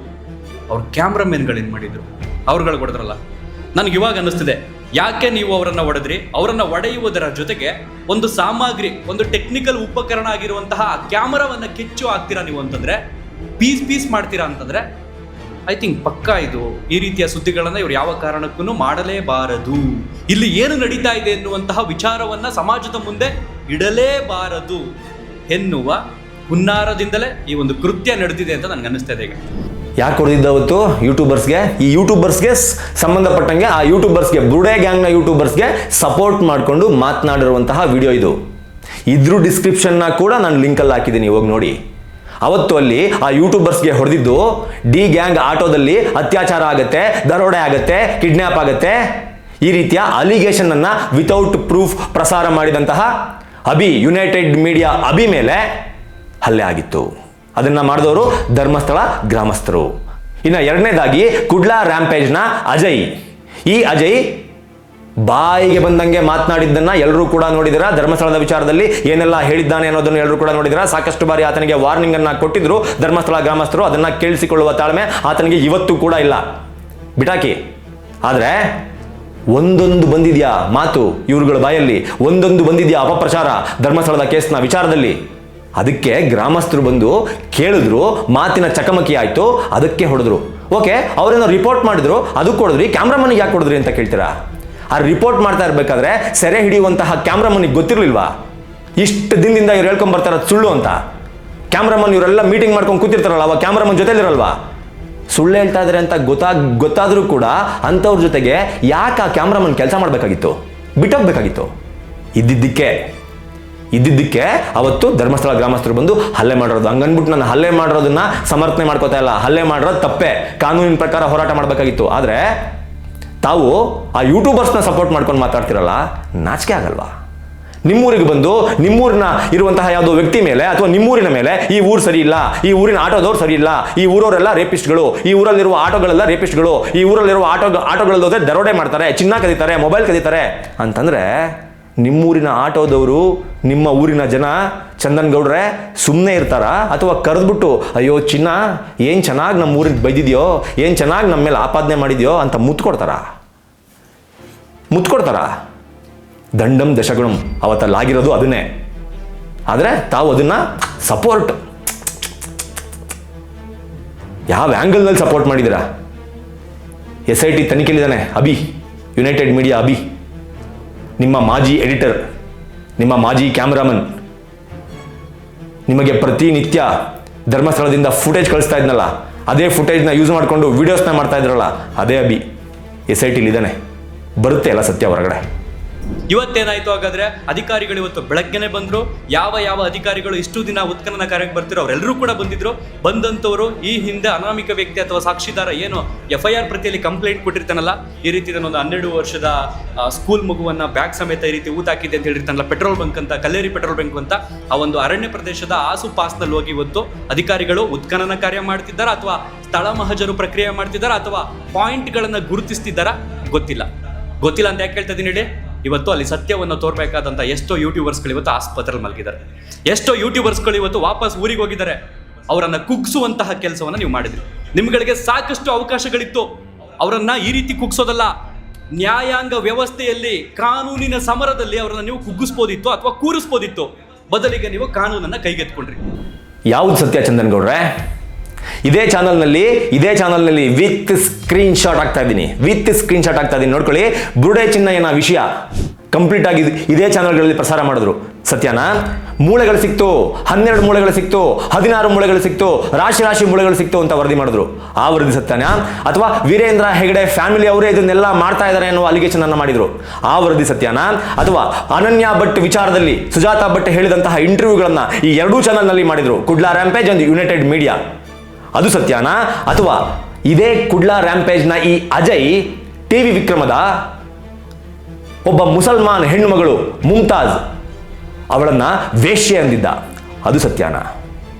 ಈ ಎರಡೂ ಚಾನಲ್ಗಳಲ್ಲಿ ಪ್ರಸಾರ ಆಗಿರುವ ಯಾವ ವಿಷಯ ಸತ್ಯ ಹೇಳಬೇಕು ಚಂದನ್ಗೌಡ, ಹೇಳಬೇಕು. ಯಾಕೆ ಅಂದರೆ ಎರಡು ಚಾನಲ್ ಮಾತ್ರ ಯಾಕೆ ಹೇಳ್ತಾ ಇದ್ದೀನಿ ಅಂತಂದರೆ, ಅವತ್ತು ಧರ್ಮಸ್ಥಳದಲ್ಲಿ ಹಲ್ಲೆ ಆಗಿದ್ದು ಇವರ ಮೇಲೇನೆ, ಈ ಯೂಟ್ಯೂಬರ್ಸ್ಗಳ ಮೇಲೇನೆ. ಈ ಯೂಟ್ಯೂಬರ್ಸ್ಗಳಿಗೆ ಸಪೋರ್ಟ್ ಮಾಡಿಕೊಂಡು ಮಾತನಾಡಿದ್ದು ಇದೇ ಚಂದನ್ಗೌಡ. ಈ ಯೂಟ್ಯೂಬರ್ಸ್ಗಳು ಹೇಳ್ತಾ ಇರೋದು ನಿಜ. ಅವ್ರು ಇವಾಗ ಸತ್ಯ ಹೇಳುವಂತಹ ಯೂಟ್ಯೂಬರ್ಸ್ ಹಾಸ್ಪಿಟಲ್ನಲ್ಲಿ ಹೋಗಿ ಮಲ್ಕೊಂಡಿದ್ದಾರೆ, ಹಾಗಾಗಿ ಸತ್ಯ ಹೊರಗಡೆ ಬರ್ತಾ ಇಲ್ಲ ಅಂತ ಹೇಳಿದ್ದು ಕೂಡ ಇದೇ ಚಂದನ್ಗೌಡ. ನಾನೀಗ ಲಿಸ್ಟ್ ಕೊಟ್ಟನಲ್ಲ, ಲಿಸ್ಟು ಯಾವುದು ಸತ್ಯ ಅದರಲ್ಲಿ ಚಂದನ್ಗೌಡ್ರೆ? ಯಾವುದು ಸತ್ಯ? ಈ ಎರಡು ಚಾನಲ್ಗಳಲ್ಲಿ ಪ್ರಸಾರ ಆಗಿರುವಂಥದ್ರಲ್ಲಿ ಯಾವುದು ಸತ್ಯ ಹೇಳಬೇಕು. ಸತ್ಯವನ್ನ ಹೇಳುವಂತಹ ಯೂಟ್ಯೂಬರ್ಸ್ ಅಂತ ಸಮಾಜದ ದಾರಿ ತಪ್ಪಿಸ್ತಿರಲ್ರಿ, ಸಮಾಜದ ದಾರಿ ತಪ್ಪಿಸ್ತಿರಲ್ಲ. ಹೋಗಿ ನೋಡಿ, ಎರಡು ಚಾನಲನ್ನು ಓಪನ್ ಮಾಡಿ ಅವ್ರು ಮಾಡಿರೋ ವಿಡಿಯೋಸ್ಗಳು, ಅವ್ರು ಹಾಕಿರೋ ತಮ್ನೇಲ್ಗಳನ್ನ ನೋಡಿ, ಯಾವುದಕ್ಕೆ ಸಾಕ್ಷಿ ಇದೆ? ಇಲ್ಲ. ಚಂದನ್ಗೌಡರು ಏನು ಬೇಕಾದರೂ ಮಾತಾಡ್ಬೋದು, ನಾವು ಮಾತಾಡಂಗಿಲ್ಲ. ನಾವು ಮಾತಾಡಿದ್ರೆ ಅದು ತಪ್ಪಾಗ್ಬಿಡುತ್ತೆ ಅಲ್ವಾ ಚಂದನ್ಗೌಡ್ರೆ? ಈ ಎರಡೂ ಚಾನಲ್ಗಳಲ್ಲಿ ಅಪ್ಲೋಡ್ ಆಗಿರುವಂತಹ ವಿಡಿಯೋಗಳು, ಈ ಎರಡು ಯೂಟ್ಯೂಬರ್ಗಳು ಸತ್ಯ ಹರಿಶ್ಚಂದ್ರನ ತುಂಡುಗಳು ಅನ್ನೋ ರೀತಿ ನೀವು ಹೇಳಿದಿರಲ್ಲ, ಇದಕ್ಕೆ ನೀವು ಕ್ಲೈಮ್ ಮಾಡಬೇಕು. ಈ ಎರಡೂ ಚಾನಲ್ಗಳಲ್ಲಿ, Kudla rampage and united media, ಈ ಎರಡೂ ಚಾನಲ್ಗಳಲ್ಲಿ ಅಪ್ಲೋಡ್ ಆಗಿರುವಂತಹ ಅಷ್ಟೂ ವಿಡಿಯೋಗಳು ಸತ್ಯ, ಅವರು ಹೇಳಿರುವಂತಹ ಎಲ್ಲ ವಿಷಯಗಳು ಸತ್ಯ ಅನ್ನೋದನ್ನ ತಾಕತ್ತಿದ್ರೆ ಚಂದನ್ಗೌಡ ಕ್ಲೈಮ್ ಮಾಡಬೇಕು. ಇಲ್ಲ ಅಂತಂದ್ರೆ ನಾನು ಅವರನ್ನ ಸಪೋರ್ಟ್ ಮಾಡಿಕೊಂಡು ಮಾತನಾಡಿದ್ದು ತಪ್ಪು ಅಂತ ಒಪ್ಕೋಬೇಕು. ಎರಡೇ ಆಪ್ಷನ್. ಯಾಕಂತಂದ್ರೆ ಮಾಡಿರೋ ಆರೋಪಗಳು ಒಂದಲ್ಲ ಎರಡಲ್ಲ, ಸಾವಿರಾರು ಆರೋಪ ಮಾಡಿದ್ದಾರೆ ಎರಡು ಚಾನಲ್ಗಳಲ್ಲಿ, ಧರ್ಮಸ್ಥಳದ ಬಗ್ಗೆ, ಧರ್ಮಸ್ಥಳದ ಆಡಳಿತ ಮಂಡಳಿ ಬಗ್ಗೆ, ಹಾಗೂ ಕೆಲವೊಂದಷ್ಟು ಮಾಧ್ಯಮಗಳ ಬಗ್ಗೆ, ಪತ್ರಕರ್ತರ ಬಗ್ಗೆ. ಆತ ಅದು ಹೇಳಿದ್ನಲ್ಲ ಆಗಲೇ, ಆ ಹೆಣ್ಣು ಮಗುವಿಗೆ ವೇಶ್ಯೆ ಅಂತ ಕರೀತಾನೆ. ಅವನು ಹೇಳ್ತಾ ಇರೋದನ್ನ ಸತ್ಯ ಅಂತಿರಲ್ರಿ ನೀವು ಚಂದನ್ಗೌಡ್ರೆ, ಸತ್ಯ ಅಂತಿರಲ್ರಿ ಅವ್ನು ಹೇಳೋದನ್ನ ನೀವು. ಸತ್ಯ ಹೇಳ್ತಾ ಇದ್ದ ಪಾಪ ಒಡೆದ್ಬಿಟ್ಟ ಅಂತ ನೋಡ್ರಿ. ಏನ್ರಿ ಚಂದನ್ಗೌಡ್ರೆ ಇದು? ಇದ್ರ ಜೊತೆಗೆ ನಾನು ಸ್ಟಾರ್ಟಿಂಗಲ್ಲೇ ಮತ್ತೊಂದು ವಿಚಾರ ಹೇಳಿದೆ. ಇವರೆಲ್ಲ ಒಂದೇ ಗ್ಯಾಂಗು, ಬುರುಡೆ ಗ್ಯಾಂಗ್ನ ಸಪೋರ್ಟರ್ ಈ ಚಂದನ್ಗೌಡ. ಈ ಚಂದನ್ಗೌಡಂಗೂ ಬುರುಡೆ ಗ್ಯಾಂಗಿಗೂ ಎಲ್ಲೋ ಒಂದು ಲಿಂಕ್ ಇರಬಹುದು ಅಂತ ನನಗೆ ಫೀಲ್ ಆಗ್ತಾ ಇದೆ ಅಂತ ನನಗನ್ನಿಸ್ತಾ ಇರೋದು. ಯಾಕೆ ಗೊತ್ತಾ? ನಾನು ಹೇಳಲ್ಲಪ್ಪ, ಅದನ್ನ ಚಂದನ್ಗೌಡರು ಹೇಳ್ತಾರೆ, ಕೇಳಿ. ಅದು ನೋಡ್ಬೇಕಾಗುತ್ತೆ. ನಮ್ಮ ಹುಡುಗರು ಕೂಡ ಅಲ್ಲಿದ್ದಾರೆ ಆಲ್ರೆಡಿ ಧರ್ಮಸ್ಥಳದಲ್ಲಿ. ಯುನೈಟೆಡ್ ಮೀಡಿಯಾ ಯೂಟ್ಯೂಬ್ ಚಾನಲ್ ಆಗಿರ್ಬೋದು, ಅವ್ರಿಗೆ ಕಂಪ್ಲೀಟ್ ಆಗಿ ಲೈವ್ ಮಾಡ್ತಿದ್ದಾನೆ ನಮ್ಮ ಅಭಿ. ಸೊ ನೀವು ಅಲ್ಲೂ ಕೂಡ ಗಮನಿಸಬಹುದು, ಲೈವ್ ನಲ್ಲೇ ನಾವು ವಿಡಿಯೋ ಮಾಡೋದಕ್ಕೂ ಮೊದಲು ಆತ ಲೈವ್ ನಲ್ಲಿ ಕಂಪ್ಲೀಟ್ ಆಗಿ ನಿಮಗೆ ತೋರಿಸ್ತಿರ್ತಾನೆ. ಏನ್ ಹೇಳಿ? ನಮ್ಮ ಹುಡುಗ ಅಭಿಷೇಕ್, ಯುನೈಟೆಡ್ ಮೀಡಿಯಾ ಅಭಿ, ನಮ್ಮ ಹುಡುಗ ಅಲ್ಲಿಂದ ವಿಜುವಲ್ಸ್ ಕಳಿಸ್ತಾ ಇದ್ದಾನೆ. ಇದ್ರ ಜೊತೆಗೆ ಈ ಚಂದನ್ಗೌಡ ಕೂಡ ಈ ಬುರುಡೆ ಗ್ಯಾಂಗ್ನ ಸಪೋರ್ಟರ್ ಅಂತ ಹೇಳೋದಕ್ಕೆ ನನ್ನ ಹತ್ರ ಇನ್ನೊಂದು ಸಾಕ್ಷಿ ಇದೆ. ನನಗೆ ಯಾಕಂಗೆ ಅನ್ನಿಸ್ತು, ನನ್ನ ತಲೆಗೆ ಆ ಥಾಟ್ ಯಾಕೆ ಹೋಯ್ತು ಅನ್ನೋದಕ್ಕೆ ಮತ್ತೊಂದು ಸಾಕ್ಷಿ ಕೊಡ್ತೀನಿ ನೋಡಿ. ಒಂದು ಸ್ಕ್ರೀನ್ಶಾಟ್ ಅಭಿ ಮೇಂಟೈನ್ ಮಾಡ್ತಿರುವಂತಹ ಯುನೈಟೆಡ್ ಮೀಡಿಯಾದು, ಮತ್ತೊಂದು ಸ್ಕ್ರೀನ್ಶಾಟ್ ಚಂದನ್ಗೌಡ ಮೇಂಟೈನ್ ಮಾಡ್ತಾ ಇರುವಂತಹ ನ್ಯೂಸ್ ಅಲರ್ಟ್ದು. ಏನಾದರೂ ಡಿಫ್ರೆನ್ಸಸ್ ಇದೆಯಾ ಈ ಎರಡು ಸ್ಕ್ರೀನ್ಶಾಟಲ್ಲಿ? ನೋ. ಯಾಕೆ ಡಿಫ್ರೆನ್ಸ್ ಇಲ್ಲ ಗೊತ್ತಾ? Same footage. ಅಭಿ ಬಳಸ್ತಾ ಇರುವಂತಹ ಸೇಮ್ ಫುಟೇಜನ್ನು ಬಳಸಿಕೊಂಡು ಚಂದನ್ಗೌಡ ಧರ್ಮಸ್ಥಳ ಕೇಸ್ನಲ್ಲಿ ವಿಡಿಯೋ ಮಾಡ್ತಾ ಇರೋದು. ಒಂದೇ ಸ್ಕ್ರೀನ್ಶಾಟಾ? ನೋ. ಸ್ಕ್ರೀನ್ಶಾಟ್ ನಂಬರ್ 2 ನೋಡಿ, ಇದನ್ನು ಎರಡು same to same, frame to frame, same to same, ಒಂದೇ ವಿಡಿಯೋ. ನಂಬರ್ 3 ನೋಡಿ, ಏನಾದ್ರು ಡಿಫ್ರೆನ್ಸಸ್ ಇದೆಯಾ? ಬಟ್ ಚಾನಲ್ಗಳು ಬೇರೆ ಬೇರೆ, ವಿಡಿಯೋ ಒಂದೇ. ನಂಬರ್ 4 ನೋಡಿ, ಇಷ್ಟನ್ನೆಲ್ಲ ನೋಡಿದ ಮೇಲೆ ನಮಗೆ ಚಂದನ್ಗೌಡ ಈ ಬುರುಡೆ ಗ್ಯಾಂಗ್ನ ಸಪೋರ್ಟರ್ ಅಂತ ಡೌಟ್ ಬರಬಾರ್ದಾ? ಒಬ್ಬ ಪತ್ರಕರ್ತನಿಗೆ ಅಥವಾ ನೋಡುವಂತಹ ವೀಕ್ಷಕರಿಗೆ ಆ ಡೌಟ್ ಬರಬಾರ್ದಾ? ಬಂದರೆ ಅದು ತಪ್ಪಾ? ಈ ಬುರುಡೆ ಗ್ಯಾಂಗ್ನವರು ಕೊಡ್ತಾ ಇರುವಂತಹ ವಿಡಿಯೋಗಳನ್ನು ಬಳಸಿಕೊಂಡೇ ಚಂದನ್ಗೌಡ ಇಷ್ಟು ದಿನಗಳ ಕಾಲ ವಿಡಿಯೋಗಳನ್ನು ಮಾಡಿರೋದು. ಕೆಲವೊಂದು ಗ್ರೌಂಡ್ ರಿಪೋರ್ಟನ್ನು ಮಾಡಿರೋ ವಿಡಿಯೋಗಳನ್ನು ಬಿಟ್ಟು ಮಿಕ್ಕ ವಿಡಿಯೋಗಳು ಈ ಬುರುಡೆ ಗ್ಯಾಂಗ್ನಿಂದನೇ ಚಂದನ್ಗೌಡಗೆ ಬರ್ತಾ ಇತ್ತು ಅನ್ನೋದಕ್ಕೆ ಇದಕ್ಕಿಂತ ಯಾವ ಸಾಕ್ಷಿ ಬೇಕು ನನಗೆ ಹೇಳಿ? ಇದೇ ಥರ ಇನ್ನೂ ಬೇಜಾನಿದೆ. ಆ ಫುಟೇಜಸ್ ಮೋಸ್ಟ್ಲಿ ಪ್ಲೇ ಮಾಡಿಬಿಡ್ತಾ ಇದ್ದೆ ನಾನಿಲ್ಲಿ. ಆದರೆ ಯುನೈಟೆಡ್ ಮೀಡಿಯಾ ಅಭಿ ಕಡೆಯಿಂದ ನನಗೆ ಪರ್ಮಿಷನ್ ಸಿಕ್ಕಿಲ್ಲ, ಬಟ್ ಚಂದನ್ಗೌಡ್ರ ಕಡೆಯಿಂದ ಪರ್ಮಿಷನ್ ಸಿಕ್ತು. ಅದಕ್ಕೆ ಚಂದನ್ಗೌಡ್ರದ್ದು ಮಾತ್ರ ಪ್ಲೇ ಮಾಡಿ ಇದನ್ನು ಸ್ಕ್ರೀನ್ಶಾಟ್ ಹೊಡೆದಿಟ್ಕೊಂಡಿದ್ದೀನಿ. ಈ ವಿಡಿಯೋಗಳಿಗೆ ಮಂಜು ಗೌಡರು ಇದರಲ್ಲೂ ಮೋಸ್ಟ್ಲಿ ಸುಳ್ಳನ್ನು ಹೇಳ್ತಾ ಇರ್ಬೋದು, ಏನೋ ಇದು ಫೋಟೋಗ್ರಫಿ ಮಾಡಿರ್ಬೋದು, ಫೋಟೋಶಾಪ್ ಮಾಡಿರ್ಬೋದು, ಎಡಿಟ್ ಮಾಡಿರ್ಬೋದು ಅಂತ ಡೌಟ್ ಇದ್ರೆ ಈ ವಿಡಿಯೋಗಳಿಗೂ ಅಥವಾ ಈ ಸ್ಕ್ರೀನ್ ಶಾಟ್ಗಳಿಗೂ ಬೇಕಾದಂತಹ ಅಷ್ಟು ವಿಡಿಯೋ ಲಿಂಕನ್ನು 1, 2, 3, 4 ಅಂತ ಇದೇ ಡಿಸ್ಕ್ರಿಪ್ಷನಲ್ ಬಾಕ್ಸಲ್ಲಿ ಹಾಕಿದ್ದೀನಿ, ಹೋಗಿ ನೋಡಿ. ಈ ಚಂದನ್ ಈ ಬುರ್ಡೆ ಗ್ಯಾಂಗ್ನ ಸಪೋರ್ಟರ್ ಅಂತ ಹೇಳೋದಕ್ಕೆ ಇದಕ್ಕಿಂತ ಹೆಚ್ಚಿನ ಸಾಕ್ಷಿ ಇನ್ನೇನು ಬೇಕು? ಎಲ್ಲಾದರೂ ನೋಡಿದಿರಾ ಈ ಚಂದನ್ ಗೌಡರು, ಮಹೇಶ್ ಶೆಟ್ಟಿ ತಿಮ್ರೋಡಿ, ಗಿರೀಶ್ ಮಟ್ಟಣ್ಣ, ಸಮೀರ್ MD ಈ ಎಲ್ಲರೂ ಇಷ್ಟು ದಿನಗಳ ಕಾಲ ಬ್ಯಾಕ್ ಟು ಬ್ಯಾಕ್ ಆರೋಪಗಳನ್ನು ಮಾಡ್ಕೊಂಬಂದ್ರಲ್ಲ, ಅದಕ್ಕೆಲ್ಲಾದರೂ ಈ ಮನುಷ್ಯ ಒಂದೇ ಒಂದು ಸಾಕ್ಷಿಯನ್ನು ಕೊಟ್ಬಿಟ್ಟು ಮಾತಾಡ್ರೋ ಅಂತ ಕೇಳಿರೋದನ್ನ ಎಲ್ಲಾದರೂ ನೋಡಿದಿರಾ? ಇವ್ರ ವಿರುದ್ಧ ಮಾತಾಡೋದನ್ನ ಎಲ್ಲಾದರೂ ನೋಡಿದಿರಾ? ಕಂಪ್ಲೀಟ್ ಈ ಧರ್ಮಸ್ಥಳದ ಕೇಸ್ನ ವಿಡಿಯೋಗಳನ್ನು ಮಾಡಿಕೊಂಡು ಬಂದಿರುವಂತಹ ಈ ಚಂದನ್ ಗೌಡ ಈ ಬುರ್ಡೆ ಗ್ಯಾಂಗ್ನ ಎಗನೆಸ್ಟ್ ಆಗಿ ಒಂದೇ ಒಂದು ಸಿಂಗಲ್ ಮಾತನ್ನು ಸಹ ಆಡಿಲ್ಲ. ಬರಲ್ವಾ ಡೌಟು? ಬರುತ್ತೆ. ಅದೇ ಡೌಟು ಈಗ ಎಲ್ರಿಗೂ ಬಂದಿರೋದು. ಓಕೆ, ಈಗ ಮುಂದಿನ ಪ್ರಶ್ನೆ ಬಂದು ನಿಮಗೆ ಎಲ್ಲಿಂದ ಮಾಹಿತಿ ಬರ್ತಾ ಇದೆ ಅಂತ. ನನ್ನ ವೀಕ್ಷಕರಿಗೆ ಆರಂಭದಿಂದಲೂ ಕೂಡ ಸ್ಪಷ್ಟವಾಗಿ ಹೇಳ್ಕೊಂಡು ಬಂದಿದ್ದೀನಿ. ಹಲವು ವಿಡಿಯೋಗಳಲ್ಲಿ ನಾನೇ ಕೂಡ ಪ್ರಶ್ನೆ ಮಾಡಿದ್ದೀನಿ. ಅಲ್ಲಿ ತನಿಖೆ ನಡೆಯುವಂಥ ಸಂದರ್ಭದಲ್ಲಿ ಮಾಧ್ಯಮಗಳಿಗೆ ಅಷ್ಟು ಬೇಗ ಮಾಹಿತಿ ಹೇಗೆ ಸಿಗುತ್ತೆ? ಹಸಿರು ಕಲ್ಲರ್ನ ಪರದೆ ಕಟ್ಟಿ ಕಾರ್ಯಾಚರಣೆ ನಡೆಸುವಂಥ ಸಂದರ್ಭದಲ್ಲಿ ಜಸ್ಟ್ ಕ್ಯಾಮ್ರಾ ಹಿಡ್ಕೊಂಡು ದೂರದಲ್ಲಿರ್ತಕ್ಕಂಥವ್ರು ಈಗ 1.5 ವರ್ಷದ ಹಿಂದೆ ಸತ್ತಿರ್ತಕ್ಕಂಥ ಮೃತದೇಹ ಅಂತ ಕೆಲವರು ಸ್ಟೇಟ್ಮೆಂಟ್ ಹೊಡಿತಾರೆ. ಅವತ್ತು ನಾನೇ ಪ್ರಶ್ನೆ ಮಾಡಿದ್ದೀನಿ, SIT ಅಧಿಕಾರಿಗಳಿಗೆ ದಯವಿಟ್ಟು ಮಾಹಿತಿ ಕೊಡೋದಾರೆ ಎಲ್ರಿಗೂ ಕೊಡಿ, ಇಲ್ಲ ನೀವು ಗೌಪ್ಯತೆಯನ್ನೇ ಕಾಪಾಡ್ತಿಲ್ಲ ಅಂತ ನಾನೇ ಪ್ರಶ್ನೆ ಮಾಡಿದ್ದೀನಿ. ಒಂದಷ್ಟು ವಿಡಿಯೋಗಳಲ್ಲಿ ಅಡ್ವೊಕೇಟ್ಗಳ ಪ್ರತಿಯನ್ನ ಅಂದ್ರೆ ಪ್ರೆಸ್ ಪತ್ರಿಕಾ ಪ್ರಕಟಣೆ ಏನಿದೆ ಅದನ್ನ ಮೆನ್ಷನ್ ಮಾಡಿ ಈ ರೀತಿ ಸಿಕ್ಕಿದೆ ಅಂತಲೂ ಕೂಡ ಹೇಳಿದ್ದೀನಿ. ಮಾಹಿತಿ ಸ್ಪಷ್ಟವಾಯ್ತಾ?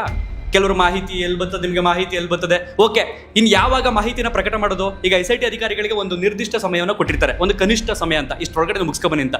90 ದಿನಗಳ ಒಳಗಡೆ ಅವ್ರು ತನಿಖೆಯನ್ನು ಮುಗಿಸ್ತಾರೆ. ಕುತೂಹಲ ಇರುವುದಿಲ್ವಾ ಜನರಲ್ಲಿ? ಅಲ್ಲಿ ಏನಾಗ್ತಿದೆ ಅನ್ನೋಂಥದ್ದು, ಅಲ್ಲಿ ಏನು ಸಿಗ್ತಿದೆ ಅನ್ನೋಂಥ ಕುತೂಹಲ ಇರೋದಿಲ್ವಾ? ಹಾಗಾದ್ರೆ ಮಾಹಿತಿ ಸೋರಿಕೆ ಹೇಗಾಗ್ತಿದೆ?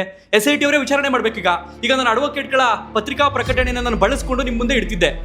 SIT ಅವರು ಹಾಗಾದ್ರೆ ಅಡ್ವೊಕೇಟ್ಗಳನ್ನ ಯಾಕೆ ಬಿಟ್ರು, ಮುಂದುವರಿತಾ ಯಾಕೆ ಬಿಟ್ರು? ಮೊದಲೇ ದಿನ ಕಂಟ್ರೋಲ್ ಮಾಡ್ಬೋದಿತ್ತಲ್ವಾ? ನೀವು ಆಗ್ತಾ ಇರೋಂಥದ್ದು ಫೇಕ್, ನೀವು ಯಾವ ಕಾರಣಕ್ಕೂ ಅದನ್ನ ರಿಲೀಸ್ ಮಾಡೋಗಿಲ್ಲ, ನಿಮ್ಗೆ ಯಾರು ಮಾಹಿತಿ ಕೊಟ್ಟರು ಅಂತ ಕೇಳ್ಬೋದಿತ್ತಲ್ವಾ? 3-4 ಪತ್ರಿಕಾ ಪ್ರಕಟಣೆಗಳನ್ನ ನಮ್ಮ ವಿಡಿಯೋಗಳಲ್ಲಿ ಬಳಸಿ ನಿಮ್ಮ ಮುಂದೆ ಇಟ್ಟಿರ್ತಕ್ಕಂಥದ್ದು ಈ ರೀತಿ ಸಿಕ್ಕಿದೆ ಅಂತ ನೋಡಿ ಅಂತ. ಯಾಕೆ ಅವ್ರನ್ನ ಕಂಟ್ರೋಲ್ ಮಾಡಿಲ್ಲ ಅಂದ್ರೆ ಬಹುಶಃ ಸತ್ಯ ಇರಬಹುದು. ಎಸ್, ಇದೆ ಪಾಯಿಂಟ್ ನಂಬರ್ 3. ಚಂದನ್ ಗೌಡ ಅವರ ವಾದ ಏನು?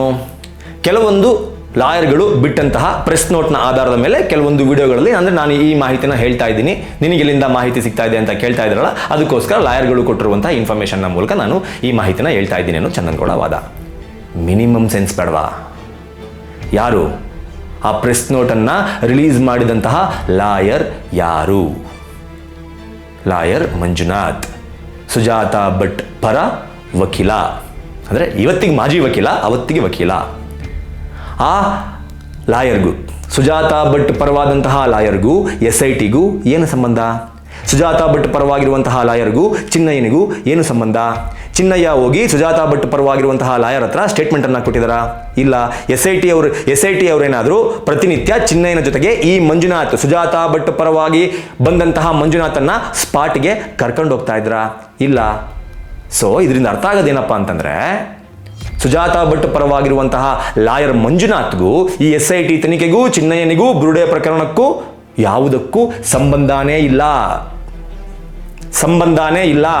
ಹಂಗಿದ್ಮೇಲೆ ಸಂಬಂಧ ಇಲ್ಲದೆ ಇರುವಂತಹ ವ್ಯಕ್ತಿ ಕೊಟ್ಟಂತಹ ಆ ಒಂದು ಸ್ಟೇಟ್ಮೆಂಟನ್ನು ನಿಜ ಅಂತ ಚಂದನ್ ಗೌಡರು ಹೆಂಗೆ ನಂಬಿದ್ರು? ಮಿನಿಮಮ್ ಕಾಮನ್ ಸೆನ್ಸ್ ಅಲ್ವಾ ಇದು? ಸಂಬಂಧ ಇರೋ ವ್ಯಕ್ತಿ, ಇಫ್ ಇನ್ ಕೇಸ್ ಚಿನ್ನಯ್ಯನ ಲಾಯರ್ಗಳೇ ಬಂದು ಪ್ರೆಸ್ ನೋಟನ್ನು ರಿಲೀಸ್ ಮಾಡಿದ್ರೆ, ಚಿನ್ನಯ್ಯನ ಲಾಯರ್ಗಳೇ ಬಂದು ಸ್ಟೇಟ್ಮೆಂಟನ್ನು ಕೊಟ್ಟಿದ್ರೆ, ಅಥವಾ SIT ಅಧಿಕಾರಿಗಳು ಬಂದು ಸ್ಟೇಟ್ಮೆಂಟನ್ನು ಕೊಟ್ಟಿದ್ರೆ ಅದನ್ನೆಲ್ಲ ನಿಜ ಅಂತ ನಂಬೋದಾಗಿತ್ತು. SIT ತನಿಖೆಗೂ ಚಿನ್ನಯ್ಯನಿಗೂ ಬುರ್ಡೆ ಪ್ರಕರಣಕ್ಕೂ ಸಂಬಂಧವೇ ಇಲ್ಲದಂತಹ ಲಾಯರ್ ಮಂಜುನಾಥ್, ಸುಜಾತಾ ಭಟ್ ಪರ ವಕೀಲ ಮಂಜುನಾಥ್ ಕೊಟ್ಟಂತಹ ಸ್ಟೇಟ್ಮೆಂಟನ್ನು ನಿಜ ಅಂತ ಜನರ ಮುಂದೆ ಹೆಂಗಿಟ್ರಿ? ಏನಿತ್ತು ಎಗ್ಗೇನ್ ಅದಕ್ಕೆ ಪ್ರೂಫು? ಮಂಜುನಾಥ್ ಹೇಳಿದ್ರಲ್ಲ, ಅದಕ್ಕೆ ತಮ್ಮ ಹತ್ರ ಪ್ರೂಫ್ ಏನಿತ್ತು? ಮಂಜುನಾಥ್ ಬರೆದಂತಹ ಪ್ರೆಸ್ ನೋಟ್ನಲ್ಲಿ ಬಾಡಿಗಳ ಕೌಂಟ್ ಇದ್ದಿದ್ಬಿಟ್ರೆ ಪ್ರೂಫ್ ಏನಿತ್ತು? ಮಿಸ್ಟರ್ ಚಂದನ್ ಗೌಡ, ಪ್ರೂಫ್ ಏನಿತ್ತು? ಅದ್ರ ಜೊತೆಗೆ ಸುಜಾತಾ ಭಟ್ ಪರ ಲಾಯರ್ಗೂ SITಗೂ ಬುರ್ಡೆ ಪ್ರಕರಣಕ್ಕೂ ಚಿನ್ನಯ್ಯನಿಗೂ ಸಂಬಂಧ ಏನು ಹೇಳಬೇಕು? ಅವನ ಮಾತನ್ನ ನಿಜ ಅಂತ ವಿಡಿಯೋದಲ್ಲಿ ಪುಂಗ್ಬಿಟ್ಟು ಜನರ ಮುಂದೆ ಇಡೋದಲ್ಲ. ಸಂಬಂಧ ಏನು ಅಂತ ಫಸ್ಟ್ ಕ್ಲಾರಿಫೈ ಮಾಡಬೇಕು. ಅದು ಒಬ್ಬ ಜರ್ನಲಿಸ್ಟ್ಗೆ ಇರಬೇಕಾದಂತಹ ಪ್ರೊಫೆಷನಲ್ ಎಥಿಕ್ಸ್. ನಾನೇನ ಪ್ರೆಸ್ ನೋಟ್ ನೋಡಿಲ್ವಾ? ನೋಡಿದ್ದೀನಿ. ಆದರೂ ಯಾಕೆ ಹೇಳಿಲ್ಲ?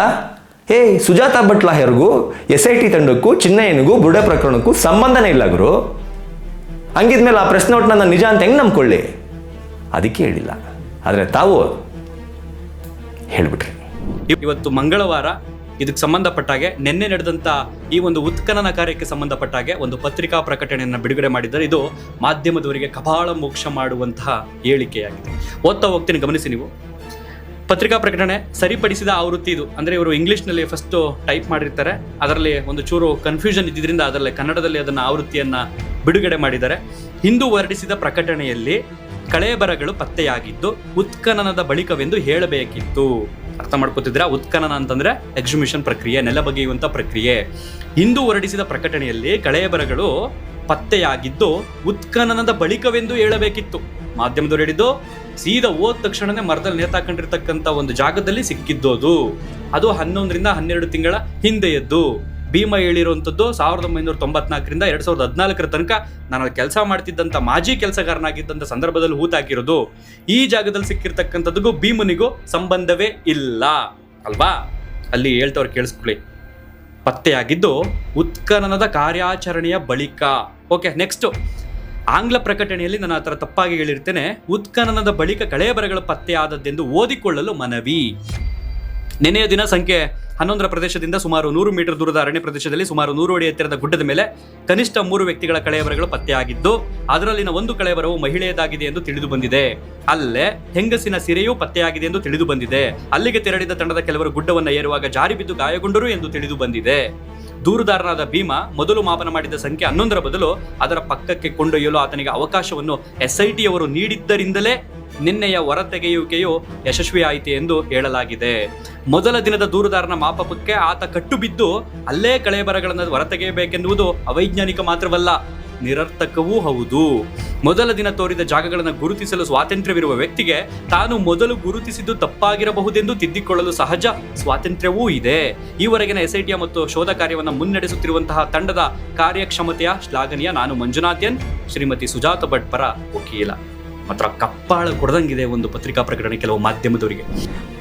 ಈ ಮನುಷ್ಯ ಹೇಳೋ ಪ್ರಕಾರ ಸುಳ್ಳು ಸುಳ್ಳು ಸುದ್ದಿ, ಸುಳ್ಳು ಸುಳ್ಳು ಪ್ರೆಸ್ ಮೀಟು, ಸುಳ್ಳು ಸುಳ್ಳು ಪ್ರೆಸ್ ನೋಟು, ಇದು ಮಾಧ್ಯಮಗಳಿಗೆ ಕಪಾಳ ಮೋಕ್ಷ ಮಾಡ್ದಂಗಿದೆ ಅಂತೆ.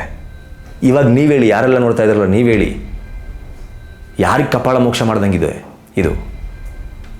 ಮಂಜುನಾಥ್ ಅವ್ರ ಲೆಟರ್ನ ಕಂಪ್ಲೀಟ್ ಉದ್ದಕ್ಕೂ ಏನು ಬರೆದಿದ್ರು ಅಂತ ಓದಿದ್ರಲ್ಲ, ಓದ್ಬಿಟ್ಟು ಕೊನೆಗೆ ಮಾಧ್ಯಮದವ್ರಿಗೆ ಕಪಾಳ ಮೋಕ್ಷ ಅಂತ ಹೇಳಿದ್ರಲ್ಲ ಚಂದನ್ ಗೌಡ್ರೆ. ಹೇಗೇನು ಕೇಳ್ತಾ ಇದ್ದೀನಿ, ಸುಜಾತಾ ಭಟ್ ಪರ ವಕೀಲ ಮಂಜುನಾಥನಿಗೂ SITಗೂ ಚಿನ್ನಯ್ಯನಿಗೂ ಏನು ಸಂಬಂಧ? ಆ ಲಾಯರ್ ಹೇಳಿದ್ರಲ್ಲಿ ನಿಜ ಏನಿತ್ತು? ಆ ಲಾಯರ್ ಹೇಳಿದ್ದಕ್ಕೆ ತಮ್ಮ ಹತ್ರ ಸಾಕ್ಷಿ ಏನಿತ್ತು? ಸಂಬಂಧವೇ ಇಲ್ಲದೆ ಇರುವಂತಹ ಒಬ್ಬ ವ್ಯಕ್ತಿ ಅಥವಾ ಒಬ್ಬ ಲಾಯರ್ SIT ಬಗ್ಗೆ, ಬುರ್ಡೆ ಚಿನ್ನಯ್ಯನ ಬಗ್ಗೆ, ಪ್ರಕರಣದ ಬಗ್ಗೆ ಪ್ರೆಸ್ ನೋಟನ್ನು ರಿಲೀಸ್ ಮಾಡಿದ ತಕ್ಷಣ ಹೆಂಗೆ ನಂಬುದ್ರಿ? What a journalist man you are, what a journalist. Super super. At least ಈ ರೀತಿ ಒಂದು ಪತ್ರ ಬಂದಿದೆ, ಅದನ್ನು ನಾನು ನಿಮ್ಮ ಮುಂದೆ ಹೇಳ್ತಾ ಇದ್ದೀನಿ ಅಂತ ಹೇಳಿದ್ರು ಓಕೆ. ಪತ್ರ ಓದಾದ್ಮೇಲೆ ತಮ್ಮ ಸ್ಟೇಟ್ಮೆಂಟು ಮಾಧ್ಯಮಗಳಿಗೆ ಕಪಾಳ ಮೋಕ್ಷ ಮಾಡಿದಂತಿದೆ ಇದೊಂದು ಪ್ರೆಸ್ ನೋಟ್. ಅಂದರೆ ಅದನ್ನು ಸತ್ಯ ಅಂತ ಜನರಿಗೆ ತಲೆಗೆ ಹಾಕ್ಬಿಟ್ರಿ. ಶಬ್ಬಾಷ್ ಚಂದನ್ ಗೌಡ, ಶಬ್ಬಾಷ್. ಒಂದು ಮಾಧ್ಯಮವಾದ್ರೂ ಆ ಒಂದು ಸ್ಥಳಕ್ಕೆ GPR ಬಳಸಲು ಅನುಮತಿ ಕೊಡಿ ಅಂತ ಸರ್ಕಾರದವ್ರನ್ನ ಕೇಳ್ತಾ ಇದ್ದೀರಾ? ಗೃಹ ಸಚಿವ ಪರಮೇಶ್ವರ್ ಅವ್ರನ್ನ ಹೋಗಿ ಬೈಟ್ ತಗೊಳ್ತೀರಿ, ಮಾತಾಡಿಸ್ತೀರಿ. ಒಂದೇ ಒಂದು ಕ್ಷಣವಾದ್ರೂ ಸರಿ ಈ ರೀತಿ ಕೇಳ್ತಿದ್ದಾರೆ ಜನ GPR ಬಳಸಬೇಕು ಅಂತ, ಅದನ್ನು ಬಳಸೋದಕ್ಕೆ ಅವಕಾಶ ಮಾಡಿಕೊಡಿ. ಭೂಮಿಯಲ್ಲಿರ್ತಕ್ಕಂಥ, ಭೂಗರ್ಭದಲ್ಲಿರ್ತಕ್ಕಂಥ ಒಂದಷ್ಟು ಅವಶೇಷಗಳು, ಒಂದಷ್ಟು ಅಂಶಗಳು ಪತ್ತೆ ಮಾಡಬಹುದು ಆ ಸ್ಕ್ಯಾನರ್ ಮೂಲಕ. ಅವಕಾಶ ಮಾಡಿಕೊಡಿ. ಅದಾದ ನಂತರ ಅಲ್ಲಿ ಸ್ಕ್ಯಾನ್ ಮಾಡಿ ಅಲ್ಲಿ ಸಿಗುತ್ತೆ ಅಂತಂದ್ರೆ ಆಗಿಲಿ. ಸುಮ್ಮನೆ ಎಲ್ಲವನ್ನು ಅಗೆಯೋದು ಬೇಡ ಅಂತ ಯಾರಾದ್ರೂ ಒಬ್ಬರಾದ್ರು ಕೇಳ್ತಾ ಇದ್ದೀರಾ? ಯಾರು ಕೂಡ ಕೇಳ್ತಿಲ್ಲ. ಯಾಕೆ? ಆರೋಪಿಗಳು ಸಿಗಾಕೊಂಡ್ಬಿಡ್ತಾರೆ ಅನ್ನೋಂಥ ಭಯನ. ಆರೋಪಿಗಳು ಸಿಗಾಕೊಂಡ್ರೆ ನಿಮ್ಗೇನು ಕಮಾಯಿ ಬರಲ್ಲ ಅಂತ ಚಿಂತೆನಾ? ಏನು ಚಂದನ್ ಗೌಡ್ರೆ, ಸುಮಂತ್ ಗೌಡ ಬಂದು ನನ್ನ ಚಾನಲ್ನಲ್ಲಿ ಕೂತ್ಕೊಂಡು ಆತನ ತಲೆಯಲ್ಲಿ ಇರುವ ಒಂದಷ್ಟು ಪ್ರಶ್ನೆಗಳನ್ನು ತಮಗೆ ಕೇಳಿ ಒಂದಷ್ಟು ಅನುಮಾನಗಳನ್ನು ವ್ಯಕ್ತಪಡಿಸಿ ಜನರ ಮುಂದೆ ಇಟ್ಟಿದ್ದಕ್ಕೆ ತಾವು ಹೇಳಿದ್ದೇನು, ಏನಿದೆ ಪ್ರೂಫ್ ಅಂತ ಕೇಳಿ ಹೋಗ್ಬಿಟ್ಟು, ಅಂದರೆ ತಾವೇನು ಹೇಳಿದ್ರಿ ನಾನು ದುಡ್ಡು ತೊಗೊಂಡಿದ್ದೀನಿ ಅಂತ ಅವ್ನು ಹೇಳ್ತಾ ಇದ್ದಾನೆ, ನನ್ನ ಮೇಲೆ ಆರೋಪನ ಮಾಡ್ತಾ ಇದ್ದಾನೆ, ಅವನ ಹತ್ರ ಏನಿದೆ ಪ್ರೂಫು, ಇದ್ರೆ ಬಂದು ಸಾಕ್ಷಿ ಕೊಡಬೇಕು, ಇದು ಮಾಡಬೇಕು ಅಂತ ಇಷ್ಟೆಲ್ಲ ರಂಪ ರಾಡಿ ಮಾಡಿ ಕೆಂಗೇರಿ ಸ್ಟೇಷನ್ನಿಗೆ ಹೋಗಿ ಕಂಪ್ಲೇಂಟ್ನೂ ಕೊಟ್ಬಿಟ್ರಲ್ರಿ ಚಂದನ್ ಗೌಡ್ರೆ.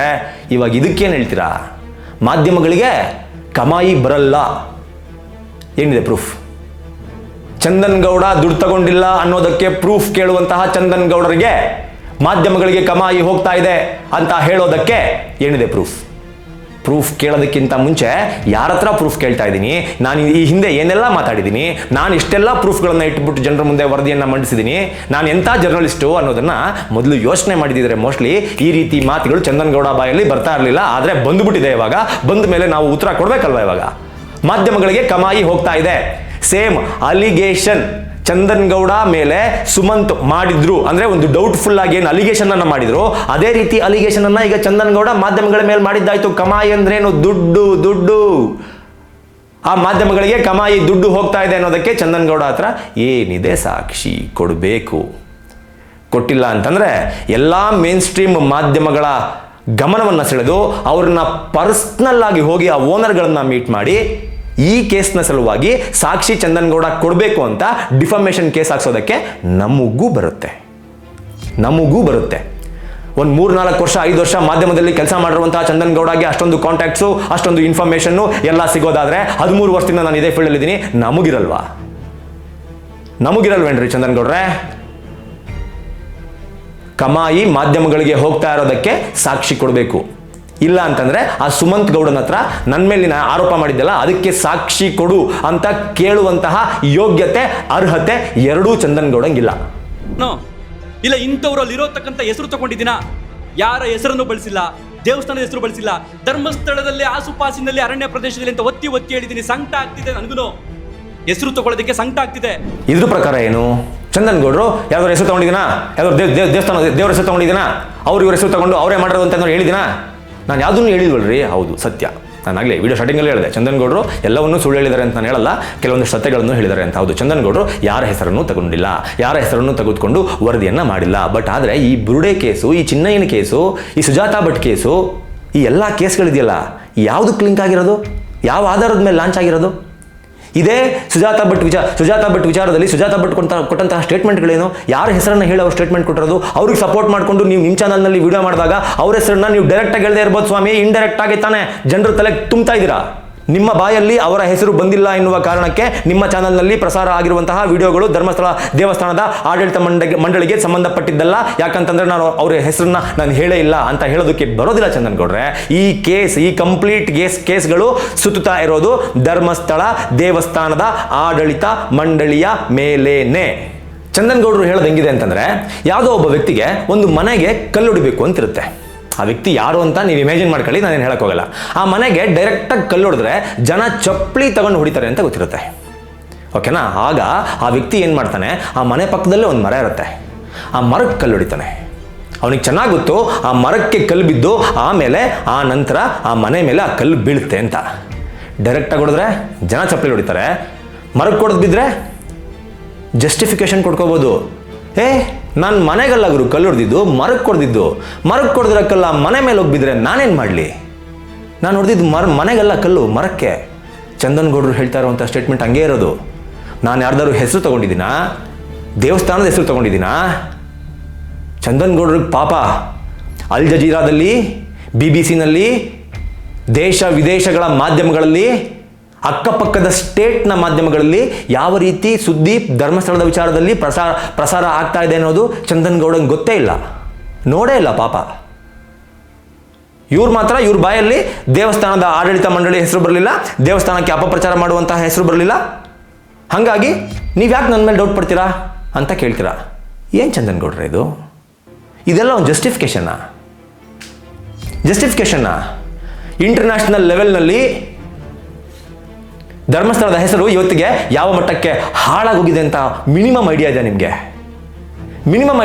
ನನ್ನ ಆರಾಧ್ಯ ದೈವ ಮಂಜುನಾಥ ಅಣ್ಣಪ್ಪ ಅಂತ ಹೇಳ್ತೀರಾ, ಆ ಕ್ಷೇತ್ರಕ್ಕೆ, ಆ ಇಬ್ಬರು ದೈವಗಳು ನೆಲೆಸಿರುವಂತಹ ಕ್ಷೇತ್ರಕ್ಕೆ ಇವತ್ತು ಎಷ್ಟು ಆರೋಪಗಳು ಬರುವ ಮೂಲಕ ಕಪ್ಪು ಮಸಿ ಬಳಿದು ಹೋಗಿದ್ದಾರೆ ಅನ್ನೋ ಮಿನಿಮಮ್ ಕಾಮನ್ ಸೆನ್ಸ್ ಇದೆಯಾ ಚಂದನ್ ಗೌಡ್ರೆ ನಿಮಗೆ? ಹೇಳಿ ನನಗೆ. ಹೇಳಿ. 12 ವರ್ಷದ ಒಂದು ಬಾಲಕಿಯ ವಿಚಾರವನ್ನು ಕೂಡ ಆತ ಹೇಳಿದಾನೆ. ಅದು ನನ್ನನ್ನು ಟ್ರಿಗರ್ ಮಾಡಿರುವಂಥದ್ದು. 12 ವರ್ಷದ ಬಾಲಕಿ ಹೋಗಿ ಮುಕ್ತಿಗೆ ಹೋಗಿ ಸಾಯ್ತಾಳ ಶಾಲಾ ಸಮವಸ್ತ್ರದ ಜೊತೆಗೆ, ಆ ಸ್ಕೂಲ್ ಬ್ಯಾಗ್ ಜೊತೆಗೆ. ಆಗ ನಾನು ವಿಡಿಯೋವನ್ನ ಮಾಡೋದಕ್ಕೆ ಶುರು ಮಾಡಿದ್ದು. ಅಲ್ಲಿ ತಪ್ಪು ನಡೆದೈತೋ ಇಲ್ಲವೋ ಗೊತ್ತಿಲ್ಲ. ಆತ ಒಂದು ಗಂಭೀರವಾದಂಥ ಆರೋಪವನ್ನ ಅಧಿಕಾರಿಗಳ ಮುಂದೆ, ನ್ಯಾಯಾಲಯದ ಮುಂದೆ ತಗೊಂಡೋಗಿಟ್ಟಾಗ ಒಬ್ಬ ಪತ್ರಕರ್ತನಾಗಿ, ಒಬ್ಬ ಇಂಡಿಪೆಂಡೆಂಟ್ ಜರ್ನಲಿಸ್ಟ್ ಆಗಿ, ಒಬ್ಬ ಯೂಟ್ಯೂಬರ್ ಆಗಿ ಅದ್ರ ಬಗ್ಗೆ ನಾನು ಧ್ವನಿ ಎತ್ತಬೇಕಾ ಬೇಡವಾ ನಿಮ್ಗಳನ್ನ ಕೇಳ್ತೀನಿ. ಈಗ ಚಂದನ್ಗೌಡ್ರೆ, ಅಲ್ಲಿ ತಪ್ಪು ನಡೆದಿದೆಯೋ ಇಲ್ವೋ ಗೊತ್ತಿಲ್ಲ. ಒಬ್ಬ ಜರ್ನಲಿಸ್ಟ್ ಆಗಿ, ಒಬ್ಬ ಪತ್ರಕರ್ತನಾಗಿ, ಒಬ್ಬ ಯೂಟ್ಯೂಬರ್ ಆಗಿ ಅದನ್ನ ಜನರ ಮುಂದೆ ಇಡಬೇಕಾಗಿತ್ತು. ಅದಕ್ಕೋಸ್ಕರ ಇಟ್ಟಿದ್ದೀನಿ ಅಂತ ಹೇಳುವಂತ ಚಂದನ್ಗೌಡ, ಸುಮಂತ್ ಗೌಡ ವಿಚಾರದಲ್ಲಿ ನಾನು ಮಾಡಿದ್ದೇನೆ ಮತ್ತೆ? ಸುಮಂತ್ ಗೌಡ ವಿಚಾರದಲ್ಲಿ ನಾನು ಮಾಡಿದ್ದೇನೆ ಮತ್ತೆ? ದುಡ್ಡು ತಗೊಂಡಿದ್ದಾರೆ ಹೇಳೋ ನನಗೆ ಗೊತ್ತಿಲ್ಲ. ಆತ ಆರೋಪ ಮಾಡ್ದ, ಆ ಆರೋಪವನ್ನು ಜನರ ಮುಂದೆ ಇಟ್ಟೆ. ತಪ್ಪೇನು? ಚಂದನ್ಗೌಡರು ಮಾಡ್ಬೋದು. ತಪ್ಪು ನಡೆದಾಯ್ತೋ ಇಲ್ವೋ ಚಂದನ್ಗೌಡ್ರಿಗೆ ಗೊತ್ತಿಲ್ವಂತೆ, ಅದನ್ನ ತಂದ್ಬಿಟ್ಟು ಜನರ ಮುಂದೆ ಹೇಳ್ಬೋದು. ಇಲ್ಲಿ ದುಡ್ಡು ತಗೊಂಡಿದ್ದಾರೋ ಚಂದನ್ಗೌಡ ಇಲ್ಲ ಅನ್ನೋದು ನನಗೆ ಗೊತ್ತಿಲ್ಲ. ಆದರೆ ಆರೋಪ ಮಾಡಿರೋಂತಹ ವ್ಯಕ್ತಿ ಹೇಳಿದಂತಹ ಸ್ಟೇಟ್ಮೆಂಟನ್ನು ನನ್ನ ಚಾನಲ್ ನಾನು ಪ್ರಸಾರ ಮಾಡಂಗಿಲ್ಲ. ಚಂದನ್ಗೌಡರು ಏನು ಬೇಕಿದ್ರು ಮಾಡ್ಬೋದು, ಸರಿ ಅಲ್ವಾ? ನಾವು ಮಾಡಿಬಿಟ್ರೆ ತಪ್ಪು ತಪ್ಪು. ನಾನು ಸ್ಟಾರ್ಟಿಂಗಲ್ಲೇ ಒಂದಷ್ಟು ವಿಡಿಯೋಗಳಲ್ಲಿ ಒಂದು ಮಾತು ಹೇಳಿದ್ದೆ. ಒಬ್ಬ ಕುಡ್ಕ ಇರ್ತಾನೆ, ಆ ಕುಡ್ಕಂಗೆ ಹೋಗ್ಬಿಟ್ಟು ನಾನು ನೀನು ಕುಡಿಬೇಡಪ್ಪ, ಕುಡಿದ್ರೆ ಆರೋಗ್ಯಕ್ಕೆ ಒಳ್ಳೇದಲ್ಲ, ಆರೋಗ್ಯ ಹಾಳಾಗುತ್ತೆ, ಬೇಗ ಸತ್ತೋಗ್ಬಿಡ್ತೀಯಾ, ನಿನ್ನ ಮನೆಯವರೆಲ್ಲ ಬೀದಿಗೆ ಬಂದ್ಬಿಡ್ತಾರೆ ಅಂತ ನಾನು ಆ ಕುಡ್ಕಂಗೆ ಬುದ್ಧಿ ಹೇಳಬೇಕು ಅಂತಂದರೆ ನಾನು ಕುಡಿಬಾರ್ದು. ನಾನೇ ದೊಡ್ಡ ಕುಡ್ಕ ಹಾಕಿ ಅವನಿಗೆ ಹೋಗ್ಬಿಟ್ಟು ಬುದ್ಧಿ ಹೇಳೋದಕ್ಕೆ ನನಗೇನಿದೆ ನೈತಿಕತೆ? ಏನಿದೆ ನೈತಿಕತೆ? ನನ್ನ ಹತ್ರ ಬಂದು ಪ್ರೂಫ್ ಇಲ್ದಲೆ ನೀನು ಹೆಂಗೋ ಮಾಡಿದೆ ವಿಡಿಯೋ ಅಂತ ಏಕವಚನದಲ್ಲಿ ಮಾತನಾಡಿ ಪ್ರಶ್ನೆಯನ್ನು ಕೇಳುವಂತಹ ಚಂದನ್ಗೌಡ ಈ ವಿಡಿಯೋ ಬಗ್ಗೆ ಏನು ಹೇಳ್ತಾರೆ? ನಡೆದೈತೋ ಇಲ್ವೋ ಗೊತ್ತಿಲ್ಲ. ಒಬ್ಬ ಜರ್ನಲಿಸ್ಟ್ ಆಗಿ ನಿಮ್ಮ ಮುಂದೆ ಇಡಬೇಕಾಗಿತ್ತು, ಒಬ್ಬ ಸತ್ಯವನ್ನು ಹೇಳುವ ಯೂಟ್ಯೂಬರ್ ಆಗಿ ನಿಮ್ಮ ಮುಂದೆ ಇಡಬೇಕಾಗಿತ್ತು. ಅದಕ್ಕೆ ಇಟ್ಟೆ. ನಾನು ಮಾಡಿದ್ದು ಸುಮಂತ್ ಗೌಡನ ವಿಚಾರದಲ್ಲಿ ಅದನ್ನೇ, ಎಕ್ಸ್ಟ್ರಾ ಏನೂ ಮಾಡಿಲ್ಲ. ನಾನು ಮಾಡಿದ್ದು ಅದನ್ನೇ. ನಿನ್ನೆ ಏನೋ ಹೇಳ್ತಾ ಇದ್ರಿ ಕರ್ನಾಟಕ ಟಿವಿನಲ್ಲಿ ಪ್ರಸಾರ ಮಾಡಿದಂತಹ ಮಂಜುಗೌಡ ಅದು ಹೆಂಗೆ ಮಕ ಎತ್ಕೊಂಡು ಓಡಾಡ್ತಾನೆ ಇನ್ಮೇಲೆ ಸಮಾಜದ ಮುಂದೆ ಅಂತ. ಈ ವಿಡಿಯೋ ಅಪ್ಲೋಡ್ ಆದಮೇಲೆ ತಾವು ಹೆಂಗೆ ಮಕ ಎತ್ಕೊಂಡು ಓಡಾಡ್ತೀರಿ ಅನ್ನೋದೇ ನಂಗೆ ಗೊತ್ತಾಯ್ತಾ ಇಲ್ಲ. ತಾವು ಹೆಂಗೆ ಮಕ ಎತ್ಕೊಂಡು ಓಡಾಡ್ತೀರ, ಇಷ್ಟೆಲ್ಲ ಸುಳ್ಳು ಹೇಳಿ, ಅದು ವಿತೌಟ್ ಪ್ರೂಫು, ಹೆಂಗೆ ಮಕ ಎತ್ಕೊಂಡು ಓಡಾಡ್ತೀರಿ ನಂಗೆ ಗೊತ್ತಾಗ್ತಾ ಇಲ್ಲ. ಅದ್ರ ಜೊತೆ ಇನ್ನೊಂದು ಮಾತು ಹೇಳಿದ್ರಿ, ಕರ್ಮ ಅಂತ. ಎಸ್, ಇದನ್ನೇ ಕರ್ಮ ಅನ್ನೋದು. ಹೊಡಿಯುತ್ತೆ ಉಲ್ಟಾ. ಮಾತಾಡೋದಕ್ಕಿಂತ ಮುಂಚೆ, ಪ್ರಶ್ನೆ ಕೇಳೋದಕ್ಕಿಂತ ಮುಂಚೆ ನೀನೇನು ಅಂತ ನೀನು ಅರ್ಥ ಮಾಡ್ಕೊಂಡಿರ್ಬೇಕು ಚಂದನ್ಗೌಡ್ರೆ. ಆ ಕರಾವಳಿ ಭಾಗದ ಒಂದಷ್ಟು ಜನರಿಗೆ ಪಾಪ ಅವರು ಪ್ರೀತಿಯಿಂದ ನೋಡ್ತಿದ್ದಾರೆ. ಕೆಲವರು ಫೋನ್ ಮಾಡಿ ಕೇಳ್ತಿದ್ದಾರೆ, ಸರ್ ನೀವು ಎಲೆಕ್ಷನ್ ನಿಂತಾಗ ನಿಮಗೆ ಸಪೋರ್ಟ್ ಮಾಡೋದು, ನೀವು ಹಿಂಗೆ ಮಾಡ್ತಿರಲ್ಲ ಸರ್ ವಿಡಿಯೋಗಳನ್ನ, ನಿಮಗೆ ಗೊತ್ತಾ ಸರ್ ಅಲ್ಲಿ ಏನಾಗೈತೆ, ಹಂಗಾಗೈತೆ ಸರ್, ಹಿಂಗಾಗೈತೆ ಸರ್. ಕರಾವಳಿ ಭಾಗದ ಜನ ಒಂದಷ್ಟು ಜನ ಫೋನ್ ಮಾಡಿ ನಿಮ್ಮನ್ನ ಕೇಳ್ಕೊಂಡ್ರು, ಯಾಕೆ ಹಿಂಗೆ ಮಾಡ್ತಾ ಇದ್ದಾರೆ, ಇಲ್ಲಿ ಏನು ಸತ್ಯ ಏನು ನಡೆದಿದೆ ಅಂತ ಗೊತ್ತಿಲ್ಲ ಅಂತ. ಎಸ್, ಅವ್ರ ಕನ್ಸರ್ನಿಂದ ನಿಮಗೆ ಫೋನ್ ಮಾಡಿರೋದು. ನೆನಪಿರಲಿ, ಅವತ್ತು ಹೇಳಿದ್ರಲ್ಲ, ಏನೋ ಚಿನ್ಕುರುಳಿ ನಿಂತ್ಕೊಂಡು ಗಂಡ್ಸ್ ಥರ ಫೋನ್ ಮಾಡಿ ಮಾತಾಡ್ದಲ್ಲ ಅವತ್ತು, ನೀವು ಮಿಸ್ಲೀಡ್ ಆಗಿದ್ದೀರಾ ಅಂತ, ಇವತ್ತೆಲ್ಲೋಯ್ತೋ ಅಂತ ಕೇಳಿದ್ರಲ್ಲ, ಅವತ್ತು ನಾನು ಕೂಡ ನಿಮ್ಮ ಮೇಲಿರುವ ಆ ಕನ್ಸರ್ನಿಂದ ಎಲ್ಲೋ ಚಂದನ್ಗೌಡರು ಮಿಸ್ಲೀಡ್ ಆಗ್ತಾ ಇದ್ದಾರೆ, ಎಲ್ಲೋ ಚಂದನ್ಗೌಡರು ದಾರಿ ತಪ್ತಾ ಇದ್ದಾರೆ, ಚಂದನ್ಗೌಡ ತುಂಬ ಒಳ್ಳೆ ವ್ಯಕ್ತಿ, ಚಂದನ್ಗೌಡ ತುಂಬ ಒಳ್ಳೆ ಪತ್ರಕರ್ತ, ಅವರು ಈ ಥರ ಮಿಸ್ಲೀಡ್ ಆಗಿಬಿಟ್ರೆ ಸೊಸೈಟಿಗೆ, ಅದರ ಜೊತೆಗೆ 9 ಲಕ್ಷ ಜನ ಅವರ ಸಬ್ಸ್ಕ್ರೈಬರ್ಸ್ಗಳಿಗೆ ಮಿಸ್ಇನ್ಫಾರ್ಮೇಷನ್ ಹೋಗುತ್ತೆ, ಅವರೆಲ್ಲರಿಗೂ ತಪ್ಪು ಮಾಹಿತಿ ಹೋಗುತ್ತೆ. ಅದು ಆಗಬಾರ್ದು ಅನ್ನೋ ಕಾರಣಕ್ಕೋಸ್ಕರನೇ ಕರಾವಳಿ ಭಾಗದ ಜನ ನಿಮಗೆ ಏನು ಫೋನ್ ಮಾಡಿ ಹೇಳ್ತಾ ಇದ್ರಲ್ಲ, ಅದನ್ನ ನಾನು ಕೂಡ ಮಾಡಿದ್ದೆ ಸ್ವಾಮಿ, ನಾನು ಕೂಡ ಮಾಡಿದ್ದೆ. ಯಾಕೆ ಹೇಳಿ? ಚಂದನ್ಗೌಡ ಮೇಲಿರುವಂತಹ ಕನ್ಸರ್ನ್ ಅದಾಗಿತ್ತು ನನಗೆ. ಚಂದನ್ಗೌಡ ಮೇಲಿರುವ ಕನ್ಸರ್ನ್ ನನಗದು.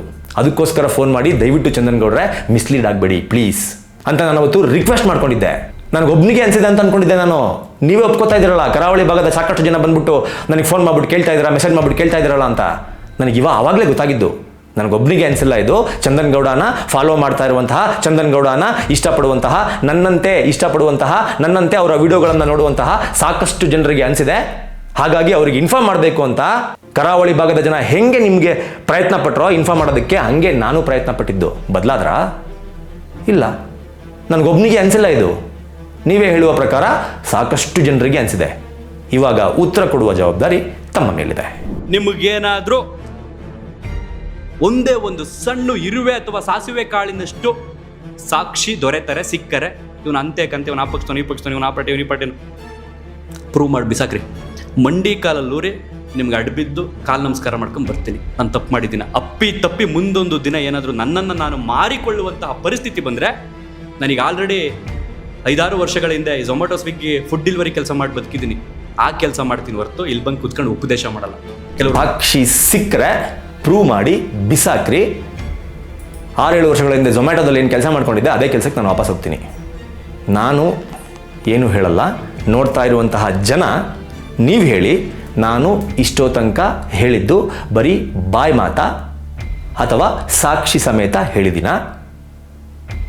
ಮಂಡಿಯೂರಿ ಚಂದನ್ ಗೌಡ ನಾನು ಹೇಳಲ್ಲಪ್ಪ, ನನಗದರ ಅವಶ್ಯಕತೆಯೂ ಇಲ್ಲ. ಚಂದನ್ ಗೌಡ್ರೇ ಹೇಳಿಕೊಂಡಿರೋ ಪ್ರಕಾರ ಅದನ್ನೆಲ್ಲ ಅವರು ಮಾಡ್ತಾರ. ಇವಾಗ ಸಾಕ್ಷಿ ಸಮೇತನೇ ಕೊಟ್ಟಿದ್ದೀನಿ, ಸುಳ್ಳು ಹೇಳಿರೋದಕ್ಕೆ ಸಾಕ್ಷಿ ಸಮೇತನೇ ಕೊಟ್ಟಿದ್ದೀನಿ. ಚಂದನ್ ಗೌಡ ಇವಾಗ ಅವರೇ ಹೇಳ್ದಂಗೆ ಅದೇನೋ ಮಂಡಿಯೂರಿ ವಾಪಸ್ ಝೊಮ್ಯಾಟೊ ಸ್ವಿಗ್ಗಿ ಅದನ್ನು ಮಾಡೋದಕ್ಕೆ ರೆಡಿ ಇದ್ದಾರಾ? ನಾನು ಕೇಳಲ್ಲ, ನೋಡಿದ್ರಲ್ಲ ನೀವು ಕೇಳಿ. ಇದ್ರ ಜೊತೆಗೆ ಚಂದನ್ ಗೌಡರು ದುಡ್ಡು ತಗೊಂಡಿಲ್ಲ, ಸಾಕ್ಷಿ ಇದ್ರೆ ತೋರಿಸಿ ಅಂತ ಸಾಕಷ್ಟು ಜನರನ್ನ ಕೇಳ್ತಾ ಇದ್ದಾರೆ. ನನ್ನ ಕಣ್ಣಿಗೆ ಬಿದ್ದಂತಹ ಒಂದು ಮಾಹಿತಿಯನ್ನು ನಿಮ್ಮ ಮುಂದೆ ಶೇರ್ ಮಾಡಿಕೊಳ್ಳೋದಕ್ಕೆ ನಾನು ಇಷ್ಟಪಡ್ತಿದ್ದೀನಿ. ನಾನು ಎಲ್ಲೂ ಕೂಡ ಚಂದನ್ ಗೌಡರು ದುಡ್ಡು ತಗೊಂಡಿದ್ದಾರೆ ಅಂತ ನಾನು ಈಗಲೂ ಹೇಳಲ್ಲ, ತಗೊಂಡಿರೋದಕ್ಕೆ ನಂತರ ಸಾಕ್ಷಿ ಇದೆ ಅಂತ ನಾನು ಈಗಲೂ ಹೇಳಲ್ಲ, ಓಕೆನಾ? ಆದರೆ ಕೆಲವೊಂದನ್ನು ನೋಡಿದಾಗ ಒಂದಷ್ಟು ಡೌಟ್ಗಳು ಬರೋದಂತೂ ಸಹಜ. ಅದು ಪತ್ರಕರ್ತರಿಗೆ ಮೇಲೆ ಬರದೇ ಇರುತ್ತೆ. 2023ರಲ್ಲಿ MLA ಎಲೆಕ್ಷನ್ಗೆ KR ಪೇಟೆನಿಂದ ನಿಂತ್ಕೊಂಡಂತಹ ಚಂದನ್ ಗೌಡರು ಅವತ್ತು ತೋರಿಸಿಕೊಂಡಂತಹ ಆಸ್ತಿ 51 ಲಕ್ಷ. ಅದಾದ ಒಂದು ವರ್ಷದ ನಂತರ ಅಂದರೆ 2024ರಲ್ಲಿ MP ಎಲೆಕ್ಷನ್ ನಡೆಯುತ್ತೆ. ಆ MP ಎಲೆಕ್ಷನ್ಗೂ ಸಹ ಇದೇ ಚಂದನ್ ಗೌಡ ಕಂಟೆಸ್ಟ್ ಮಾಡಿರ್ತಾರೆ. ಆ ಒಂದು ವರ್ಷದ ಅಂತರದಲ್ಲಿ ಅಂದರೆ 2023ರಿಂದ 2024 ಅಷ್ಟೊತ್ತಿಗೆ ಇವರ ಆಸ್ತಿ 94 ಲಕ್ಷ ಆಗಿದೆ. MLA ಎಲೆಕ್ಷನ್ನಲ್ಲಿ 2023ರಲ್ಲಿ 51 ಲಕ್ಷ, 2024ರಲ್ಲಿ 94 ಲಕ್ಷ. ಕೇವಲ ಒಂದೇ ಒಂದು ವರ್ಷ ಅಂತರದಲ್ಲಿ ಚಂದನ್ ಗೌಡ ಆಸ್ತಿ 44 ಲಕ್ಷ ಜಾಸ್ತಿ ಆಗಿದೆ. ನಾನು ಇದನ್ನು ಲಂಚ ತೊಗೊಂಡ್ಬಿಟ್ಟಿದ್ದಾರೆ, ಮಾರಾಟ ಮಾಡ್ಬಿಟ್ಟಿದ್ದಾರೆ, ನಾನು ಸತ್ಯವಾಗ್ಲೂ ನಾನು ಹೇಳೋಕ್ಕೋಗಲ್ಲ. ನಾನು ಚಂದನ್ ಗೌಡ್ರ ಹತ್ರ ಒಂದು ರಿಕ್ವೆಸ್ಟು ಏನಪ್ಪ ಅಂತಂದರೆ, ನಮ್ಮಂಥ ಬಡ ಯೂಟ್ಯೂಬ್ ಪತ್ರಕರ್ತರು, ಯೂಟ್ಯೂಬರ್ಗಳು ಸಾಕಷ್ಟು ಓದಾಡ್ತಿದ್ದಾರೆ, ನನ್ನನ್ನು ಸೇರಿಸ್ಕೊಂಡು ಹೇಳ್ತಾ ಇದ್ದೀನಿ, ಸಾಕಷ್ಟು ಕಷ್ಟಪಡ್ತಾ ಇದ್ದಾರೆ. ದಯಮಾಡಿ ಒಂದು ವರ್ಷದಲ್ಲಿ 44 ಲಕ್ಷ ಹೆಚ್ಚಿನ ಆಸ್ತಿಯನ್ನು ಮಾಡಿಕೊಳ್ಳೋದು ಹೆಂಗೆ ಎನ್ನುವ ಒಂದು ದಾರಿಯನ್ನು ದಯಮಾಡಿ ಭಿಕ್ಷೆ ಅನ್ಕೊಳ್ಳಿ. ಚಂದನ್ ಗೌಡ್ರ ಇದನ್ನು ಭಿಕ್ಷೆ ಅನ್ಕೊಳ್ಳಿ, ದಯಮಾಡಿ ನಮಗೂ ಹೇಳ್ಕೊಡಿ. ನಮ್ಮಂಥ ಎಷ್ಟೋ ಜನ, ಸಾವಿರಾರು ಜನ ಯೂಟ್ಯೂಬರ್ಸ್ಗಳು, ಜರ್ನಲಿಸ್ಟ್ಗಳು ಕರ್ನಾಟಕದಲ್ಲಿದ್ದಾರೆ. ಅವರು ನಿಮ್ಮ ದಾರಿಯನ್ನೇ ಅನುಸರಿಸಿ ವರ್ಷಕ್ಕೆ 44 ಲಕ್ಷ ದುಡಿಯುವ ಹಾಗೆ ಆಗಲಿ. ನೀವು ಅದೇ ಎಲೆಕ್ಷನ್ಗೆ ಸಲ್ಲಿಸಿರುವಂತಹ ಅಫಿಡವಿಟಲ್ಲಿ ಹೇಳ್ಕೊಂಡಿದ್ದೀರಾ, ನನ್ನ main source social service and then YouTube ಅಂತ ನೀವೇ ಹೇಳ್ಕೊಂಡಿದ್ದೀರಾ. ಆ ಮೇನ್ ಸೋರ್ಸ್ನ ಮೂಲಕ ಇಷ್ಟೊಂದನ್ನು ದುಡಿಯೋದಕ್ಕೆ ಹೇಗೆ ಸಾಧ್ಯ ಅನ್ನೋದನ್ನು ದಯಮಾಡಿ ಹೇಳ್ಕೊಡಿ. ನೀವು ಅದನ್ನು ನಮ್ಮಂತಹ ಬಡ ಯೂಟ್ಯೂಬ್ ಜರ್ನಲಿಸ್ಟ್ಗಳಿಗೆ ಹೇಳ್ಕೊಟ್ಟಿದ್ದಾದರೆ ನಿಮ್ಮ ಫೋಟೋವನ್ನು ಫ್ರೇಮ್ ಹಾಕಿಸಿ ಮನೆಯಲ್ಲಿ ಇಟ್ಕೊಂಡು ಪ್ರತಿದಿನ ಅದಕ್ಕೆ ಪೂಜೆ ಮಾಡಿ ಕೈ ಮುಗಿದು ನಿಮ್ಮ ಮುಖವನ್ನು ನೋಡಿಕೊಂಡು ನಮ್ಮ ದಿನವನ್ನು ಸ್ಟಾರ್ಟ್ ಮಾಡ್ತೀವಿ. ದಯಮಾಡಿ ನಮ್ಮಂತಹ ಯೂಟ್ಯೂಬರ್ಗಳ ಪಾಲಿಗೆ ಬೆಳಕಾಗಬೇಕು. ಹೆಂಗೆ ಇಷ್ಟೊಂದು ಆಸ್ತಿಯನ್ನು ಜಾಸ್ತಿ ಮಾಡ್ಕೊಳ್ಳೋದು, ಇಷ್ಟೊಂದು ದುಡ್ಡನ್ನು ಹೆಂಗೆ ಮಾಡೋದು ಒಂದೇ ವರ್ಷದಲ್ಲಿ ಅನ್ನೋದನ್ನು ನೀವು ಹೇಳ್ಕೊಡ್ಬೇಕು. ನಾನು ಸತ್ಯವಾಗ್ಲೂ ಅಲಿಗೇಷನ್ ಮಾಡ್ತಾ ಇಲ್ಲ, ಇಷ್ಟೊಂದು ದುಡ್ಡು ಹೆಂಗೆ ಬಂದಿದೆ, ನೀವು ಅಲ್ಲೆಲ್ಲ ತೊಗೊಂಡ್ಬಿಟ್ಟಿದ್ದೀರಾ, ಇಲ್ಲೆಲ್ಲ ತೊಗೊಂಡ್ಬಿಟ್ಟಿದ್ದೀರಾ ಅಂತ ನಾನು ಕೇಳ್ತಾನೂ ಇಲ್ಲ, ನನಗದು ಬೇಕಾಗೂ ಇಲ್ಲ. ಏನಂತಾರೆ, ನೀವು ಹೇಳುವ ಪ್ರಕಾರನೇ ಸಾಕ್ಷಿ ಇಲ್ಲದೆ ಯಾವ ಆರೋಪವನ್ನು ಸಹ ಮಾಡಬಾರ್ದು. ಹಾಗಾಗಿ ನಾನು ಸಾಕ್ಷಿ ಇಲ್ಲದೆ ಯಾವ ಆರೋಪವನ್ನು ಸಹ ಮಾಡೋದಿಲ್ಲ. ಬಟ್ ದಯಮಾಡಿ 2023ರಲ್ಲಿ 51 ಲಕ್ಷ ಇದ್ದಂತಹ ನಿಮ್ಮ ಆಸ್ತಿ 2024ಕ್ಕೆ ಬರುವಷ್ಟರಲ್ಲಿ 94 ಲಕ್ಷ ಹೆಂಗಾಯಿತು? ನಾನು ಇದೇ ಥರ ಚಿಕ್ಕಬಳ್ಳಾಪುರದಲ್ಲಿ ಗೆದ್ದಿರುವಂತಹ ಪ್ರದೀಪ್ ಈಶ್ವರ್ ಅವರ ಒಂದು ಇದನ್ನು ಅಫಿಡವಿಟನ್ನು ಸಹ ನೋಡಿದೆ. ಆ ಅಫಿಡವಿಟ್ನಲ್ಲಿ ಪ್ರದೀಪ್ ಈಶ್ವರ್ ಅವರು ಸಾಕಷ್ಟು ಅಕಾಡೆಮಿಗಳನ್ನು ನಡೆಸ್ತಾ ಇದ್ದಾರೆ. ಪ್ರದೀಪ್ ಈಶ್ವರ್ ಅವರು ಸಾಕಷ್ಟು ಬ್ರಾಂಚಸ್ ಇದೆ ಅವ್ರದ್ದು. ಅಂತಹ ಪ್ರದೀಪ್ ಈಶ್ವರ್ ಅವರು ಘೋಷಿಸಿಕೊಂಡಿರುವ ಆಸ್ತಿ 89 ಲಕ್ಷ. ಈ ಚಂದನ್ ಗೌಡ, ಒಬ್ಬ ಯೂಟ್ಯೂಬ್ ಚಂದನ್ ಗೌಡ ಘೋಷಿಸಿಕೊಂಡಿರುವಂತಹ ಆಸ್ತಿ 94 ಲಕ್ಷ.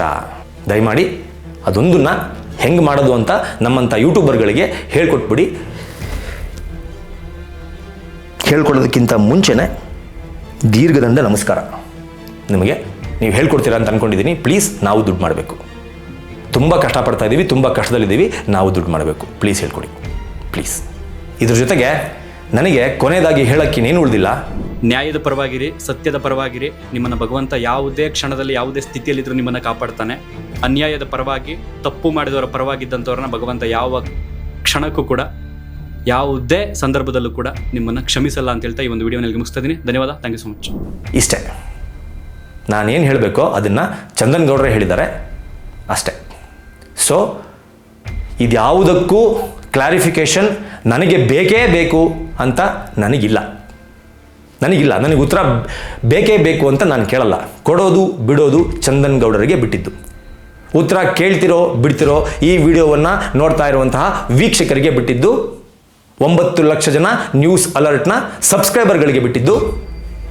ಇದರ ಜೊತೆಗೆ ಇಷ್ಟೇನಾ ಚಂದನ್ ಗೌಡ ಹೇಳಿರುವಂತಹ ಸುಳ್ಳುಗಳು?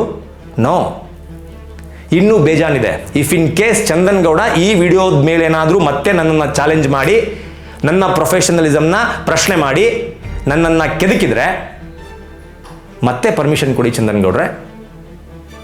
ಇನ್ನೂ ಎಷ್ಟು ಸುಳ್ಳುಗಳನ್ನು ಹೇಳಿದ್ದೀರಾ ಅನ್ನೋದನ್ನು ಇದೇ ಚಾನಲ್ನಲ್ಲಿ ಇದೇ ವೀಕ್ಷಕರ ಮುಂದೆ ಮತ್ತೆ ಇಡ್ತೀನಿ.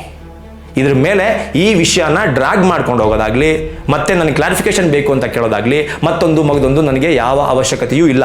ನಾನು ನನ್ನ ಸಬ್ಸ್ಕ್ರೈಬರ್ಗಳ ಜೊತೆಗೆ ಚಂದನ್ ಗೌಡ ಅವರ ಸಬ್ಸ್ಕ್ರೈಬರ್ಸ್ಗಳಿಗೂ ಹೇಳ್ತಾ ಇದ್ದೀನಿ, ನನಗೆ ಈ ತರಹದ ಯಾವ ಅವಶ್ಯಕತೆಗಳು ಇಲ್ಲ. ಆದರೆ ಚಂದನ್ ಗೌಡರು ಮತ್ತೆ ಬಂದರೆ, ಚಂದನ್ ಗೌಡರು ಇನ್ನೂ ಏನೆಲ್ಲ ಸುಳ್ಳುಗಳನ್ನು ಹೇಳಿದ್ದಾರೆ ಅನ್ನೋದನ್ನು ಮತ್ತೆ ನಿಮ್ಮ ಮುಂದೆ ಇಡೋದಕ್ಕೆ ಈ ಮಂಜು ಗೌಡ ರೆಡಿ ಇದ್ದಾನೆ. ಅದು ಆಗಿಲ್ಲ ಅಂತಂದರೆ ಅಗೇನ್, ಮುಂಚೆ ಹೇಳಿದ್ದೆ ಈ ವಿಡಿಯೋ ಮಾಡೋಕ್ಕಿಂತ ಮುಂಚೆ, ಅರ್ಧ ತಲೆ ಅರ್ಧ ಮೀಸೆ ಅರ್ಧ ಗಡ್ಡ ಬಳಸ್ಕೊಂಡು ಚಂದನ್ ಗೌಡ ಹತ್ರ ಸಾರಿ ಕೇಳ್ತೀನಿ ಅಂತ. ಅದನ್ನು ನಾನು ಮಾಡ್ತೀನಿ, ಅದನ್ನು ನಾನು ಮಾಡ್ತೀನಿ. ಸೊ ಇದಾಗಿತ್ತು ಈ ವಿಡಿಯೋದ ಕಂಪ್ಲೀಟ್ ಆಗಿರುವಂತಹ ಸಾರಾಂಶ. ಏನೇನು ಬೇಕು ಎಲ್ಲವನ್ನೂ ಸಹ ಸಾಕ್ಷಿ ಸಮೇತ ನಿಮ್ಮ ಮುಂದೆ ಇಟ್ಟಿದ್ದೀನಿ ಅಂತ ಅನ್ಕೋತೀನಿ. ಅದರ ಜೊತೆಗೆ ವಿಡಿಯೋ ಲಿಂಕ್ಗಳನ್ನು ಸಹ ಡಿಸ್ಕ್ರಿಪ್ಷನ್ ಬಾಕ್ಸ್ನಲ್ಲಿ ಹಾಕಿದ್ದೀನಿ. ದಯಮಾಡಿ ಎಲ್ಲ ವಿಡಿಯೋಗಳನ್ನು ಹೋಗಿ ಒಂದು ಬಾರಿ ಚೆಕ್ ಮಾಡಿ.